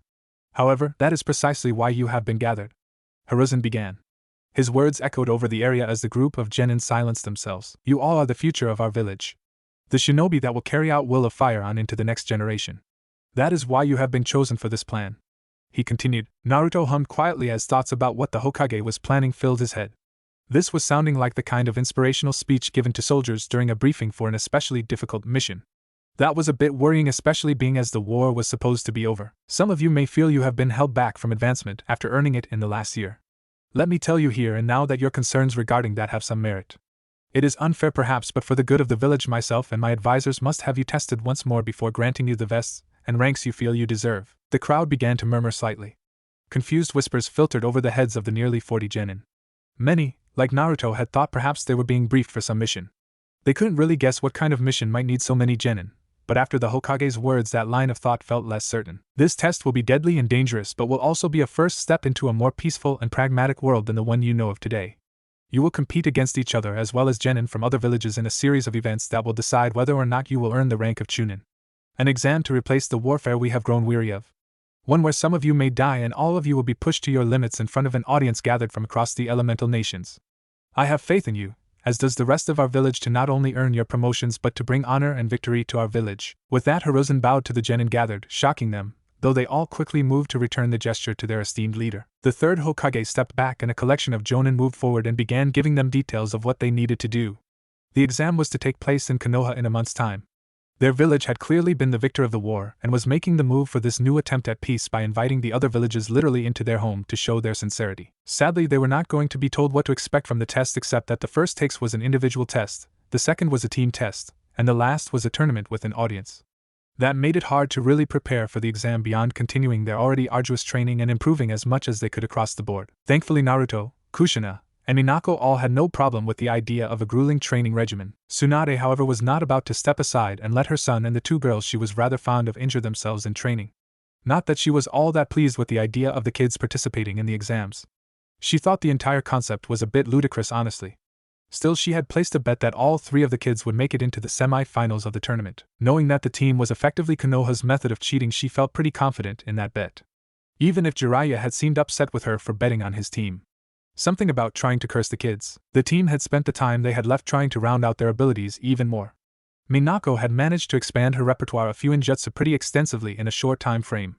She'd also managed to pin down an ability only the most experienced, or at times most prodigious Fuinjutsu users could. While it was common to learn to inscribe seals using only chakra to effectively score them into surfaces, doing so in the heat of battle when your focus had to be perfect for the seal was another matter entirely. Despite the difficulty and inherent danger of utilizing sealing in such a way, though, she worked at it until she was completely confident in her newfound skill. Similarly, Kushina had been training as hard as she could. Her skill with her chains couldn't really expand much, being as she could nearly use them like a set of tentacles with precise and deadly movements. She had to expand her skill set then. Unfortunately, while she had been interested in perhaps learning medical jutsu and other things from Tsunade, the level of chakra control was something she could never acquire. Not with the QB sealed within her. Instead, she approached her former sensei. Tsukumo had become a bit reclusive lately. Sadly, with his wife's death in the last days of the war, he was raising Kakashi alone, and was struggling to keep his life under control. Despite that, he was happy to provide his student with some techniques and a little bit of training. The fact that Kushina gave him a bit of a break from having to take care of little Kakashi was also very welcome. The redhead adored the little boy and was happy to babysit whenever it was needed of her. From Tsukumo, Kushina picked up quite a few ninjutsu and some basic use of a blade. She kept it sealed up on her wrist, being as she wasn't quite proficient with it, but the short sword was a nice added item in her growing arsenal. As for Naruto, well, unsurprisingly, he grew the most. In the near year between the fall of Sky Country and the start of these Chunin exams, he had thrown himself into better using and controlling his bloodline. On top of that, the elements that went together to form his Mokuton also needed to be strengthened, and between his father and Orochimaru's training, he had gotten a good handle on all of his affinities. His mother had also impressed more advanced forms of the healing techniques he'd already learned from her. All in all, the team seemed more like they were readying up for a hard campaign in enemy territory, not an exam. The way Lord Third and their sensei were making this event sound had them on edge, though, and none of the three of them intended to allow themselves to be caught on the back foot by the trial headed their way. Even now, as they stepped into the large, newly constructed arena alongside the other genin from across the elemental nations, the team was anxious. Most of the other genin had never experienced real direct combat, or seen a teammate be killed. Naruto and the girls were better prepared than likely any of the others, but that didn't stop them from recognizing the fact that the other villages likely put in ringers for the exam like Konoha had done. All thought about such things fell to the wayside as Orochimaru stepped up onto a platform in the center of the arena and began speaking to the nearly 200 contestants before her. "Welcome to Konoha," she said in a sweet voice. One that actually enhanced her intimidating aura far more than a more aggressive greeting could have. A few whispers identifying her among the foreign village genin had the pale woman smiling all the wider. "Each of you is here to earn glory and fame for your village. To participate in what my sensei has dubbed a substitute for actual warfare. You should likely know who I am. If not, then I won't spoil it for you. However, I will say I am acting as the proctor for your first and second tasks in this intriguing exam. Meaning, of course, that your tests have been orchestrated and designed by my own self. So whenever you're bleeding out and fading away, remember this. I was forced to make these tests passable for the average genin. If you fail and die, your village will absolutely not miss a failure like yourself. As she spoke, Orochimaru seemed to take on a gleeful and almost childish humor. Her smile stretched wide and her eyes glittered in the early morning light. She was practically radiant as she soaked the gate and terror-filled looks of the various genin before her. However, when she locked on to Naruto, Kushina, and Minako, her smile seemed to spread only wider, even getting a small smile back from Naruto. Now, my assistants will come through and select you to follow them. You will be split up into 3 groups, 1 person from each team. Then you will all be given a coded message to decipher. You have a time limit, and all members of your team must unlock the message before the test to pass into the second stage. It's incredibly easy compared to what I initially wanted to do. I even doubt any of you will die during this task. Then again, the ciphers for your codes are incomplete. You'll either need to take them from others or work together somehow to use them properly. So, fingers crossed things do manage to get violent. Orochimaru then simply walked off toward the exit of the arena. The Chunin and Jonin assistant proctors began filtering through the genin and assigning them to a section for the task. Is it just me, or is Orochimaru really dialing it up for this exam? Kushina mumbled to Naruto. No, she's just cutting loose. Naruto replied cheerily, causing Kushina to pale slightly and glance at the snake Sanin's retreating form. She couldn't surprise the mild shudder that ran through her being at the curiosity at what could be running through the woman's head. Naruto, follow me to Group 1. One of the proctors called out while another 2 collected Kushina and Minako. The Senju heir did as he was instructed and followed the proctor to where Group 1 was separated from the other 2 groups. A portion of the arena cordoned off with a large tent. Inside, the members of Group 1 silently eyed one another. At the sight of Naruto entering, however, and his clear age difference, most genin began watching him like hungry wolves. A less intense but rather similar situation happened with both Kushina and Minako in their own groups. Kushina's clan could not be more obvious to the likes of the Kumo and Kirinin if she wore her clan symbol on her forehead. For Minako, she simply looked like a young civilian girl. Like little to no threat, an easy target. All 3 easily proved how wrong the others' assumptions were. The moment Minako received her code, she began to easily break it and left with the answer within. Most of her fellow group mates had not even managed to figure out the portion of the cipher given to them. Yet Minako easily used the information she gathered from it to figure out the missing portions of her test. Kushina had a pretty easy go of it herself.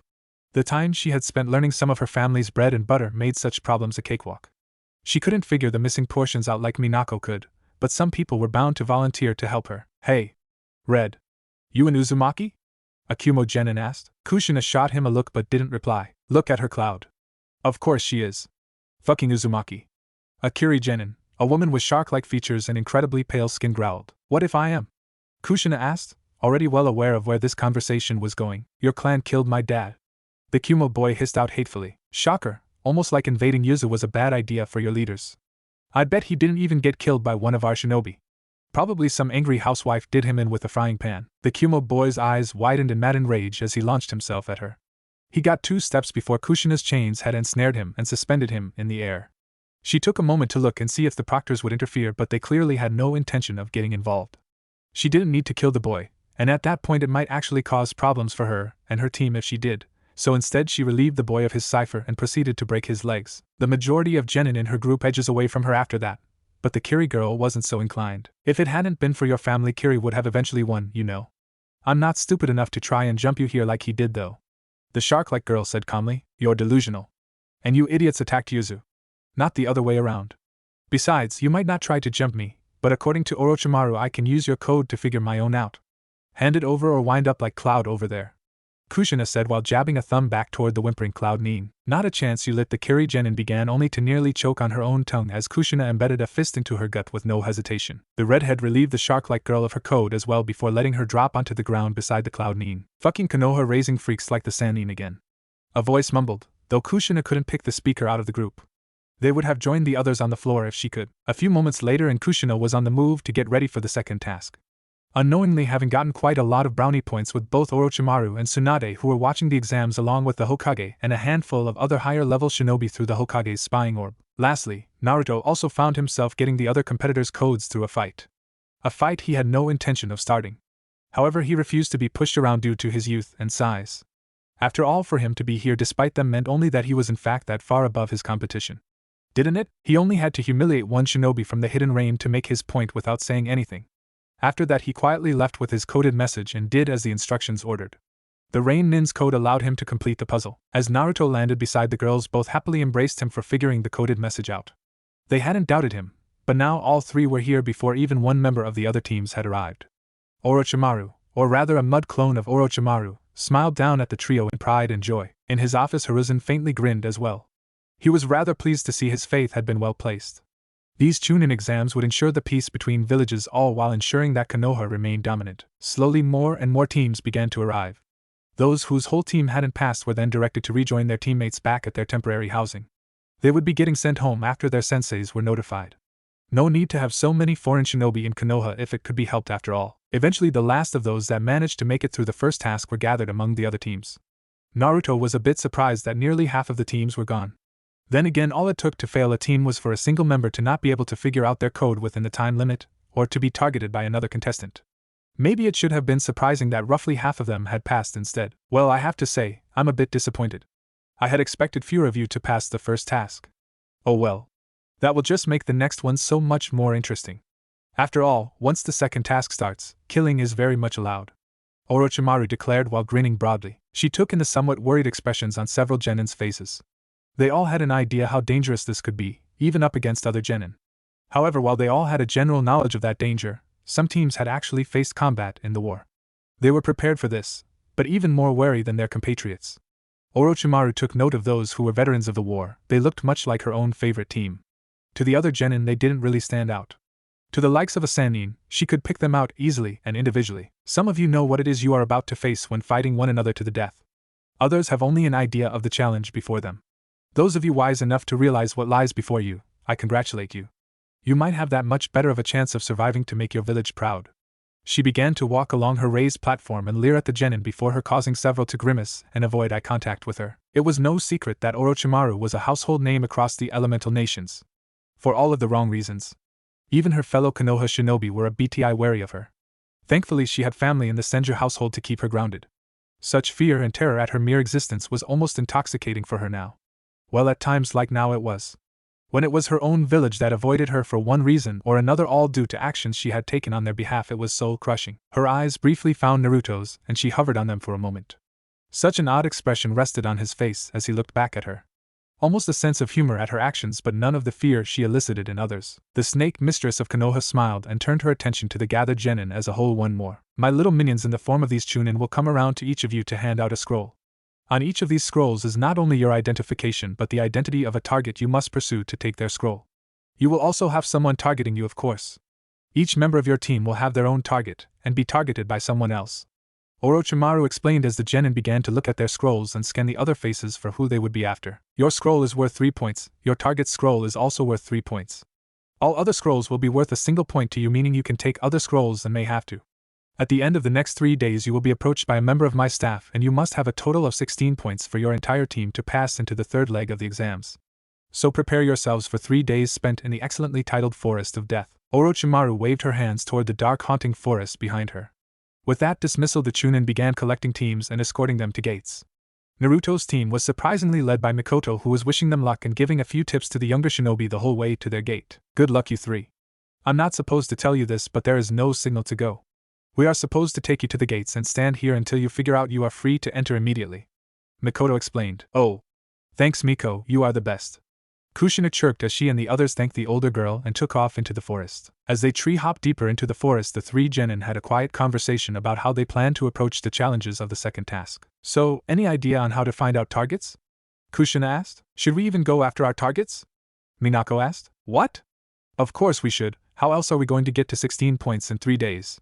Kushina asked. I don't think we should actually. Naruto commented, surprising Kushina. Why not?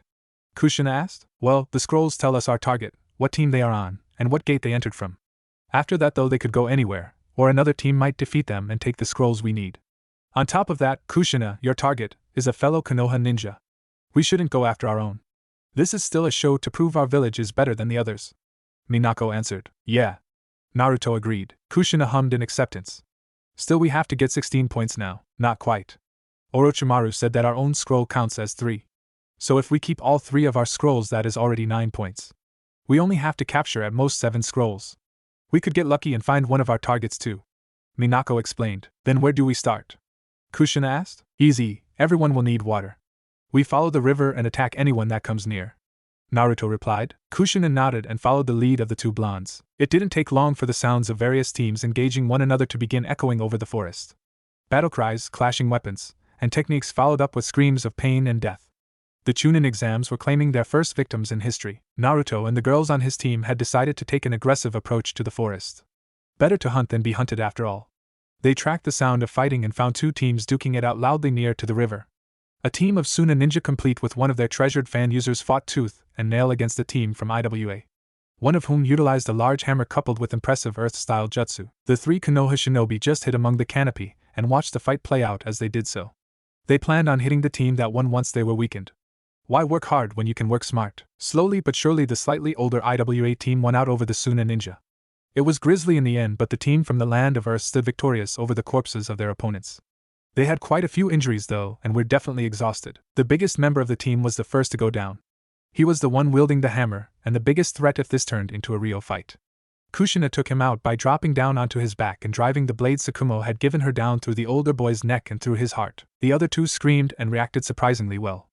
Naruto suspected that they were some of the rare genin that had seen real combat in the war. They leapt away from their previous spots to avoid Naruto and Minako's attacks.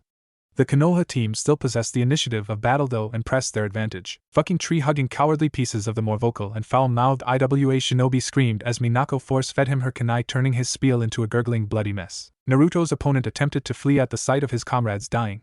He didn't get far though as Naruto ran through a pair of hand signs and snagged the older ninja's ankle with a root. Pinned to the ground like he was now, the shinobi was an easy target for Naruto to efficiently slit the throat of, already just 1 point away from victory. Kushina happily commented as she used the nearby stream to try and wash some of the blood off of herself. True, but maybe we shouldn't stop at just 16 points. Minako said. What, why? Kushina asked. Well, think about it. Less competition in the next rounds and it hurts the other villages. Minako said, though she did feel a little guilty at such thoughts. She had no illusions that this exam provided a great chance to hurt upcoming generations of enemy shinobi. It only helped Konoha in the long run. It would make Orochimaru happy too. Naruto simply commented as he finished rummaging through the 6 bodies for useful supplies and the scrolls that they needed. Oh whoa. Guys, look. That kunoichi with the fan was supposed to target me. Kushina said as she flipped the item in question around and showed the target information she had. The IWA team had a scroll with that girl on it too. Looks like she was headed toward our gate, and they were headed toward hers. Minako pointed out. Lucky for us the forest is our field of expertise. Some of us more than others. Kushina said as she helped Naruto clean a bit of blood from his hair. The three of them decided to hunt for more enemy shinobi in the morning. So they found a place high in the trees and bedded down for the night in a blind made by Naruto's Mokuton. With a secure little hiding place, the three still decided to set up a schedule for sentry duty. Kushina happily took the first watch while Minako volunteered for the second and Naruto was pushed into the last watch. They ate some of their rations and bedded down. Kushina gently ran her fingers through Naruto's hair as he used her legs as a makeshift pillow. The youngest member of the team slept peacefully.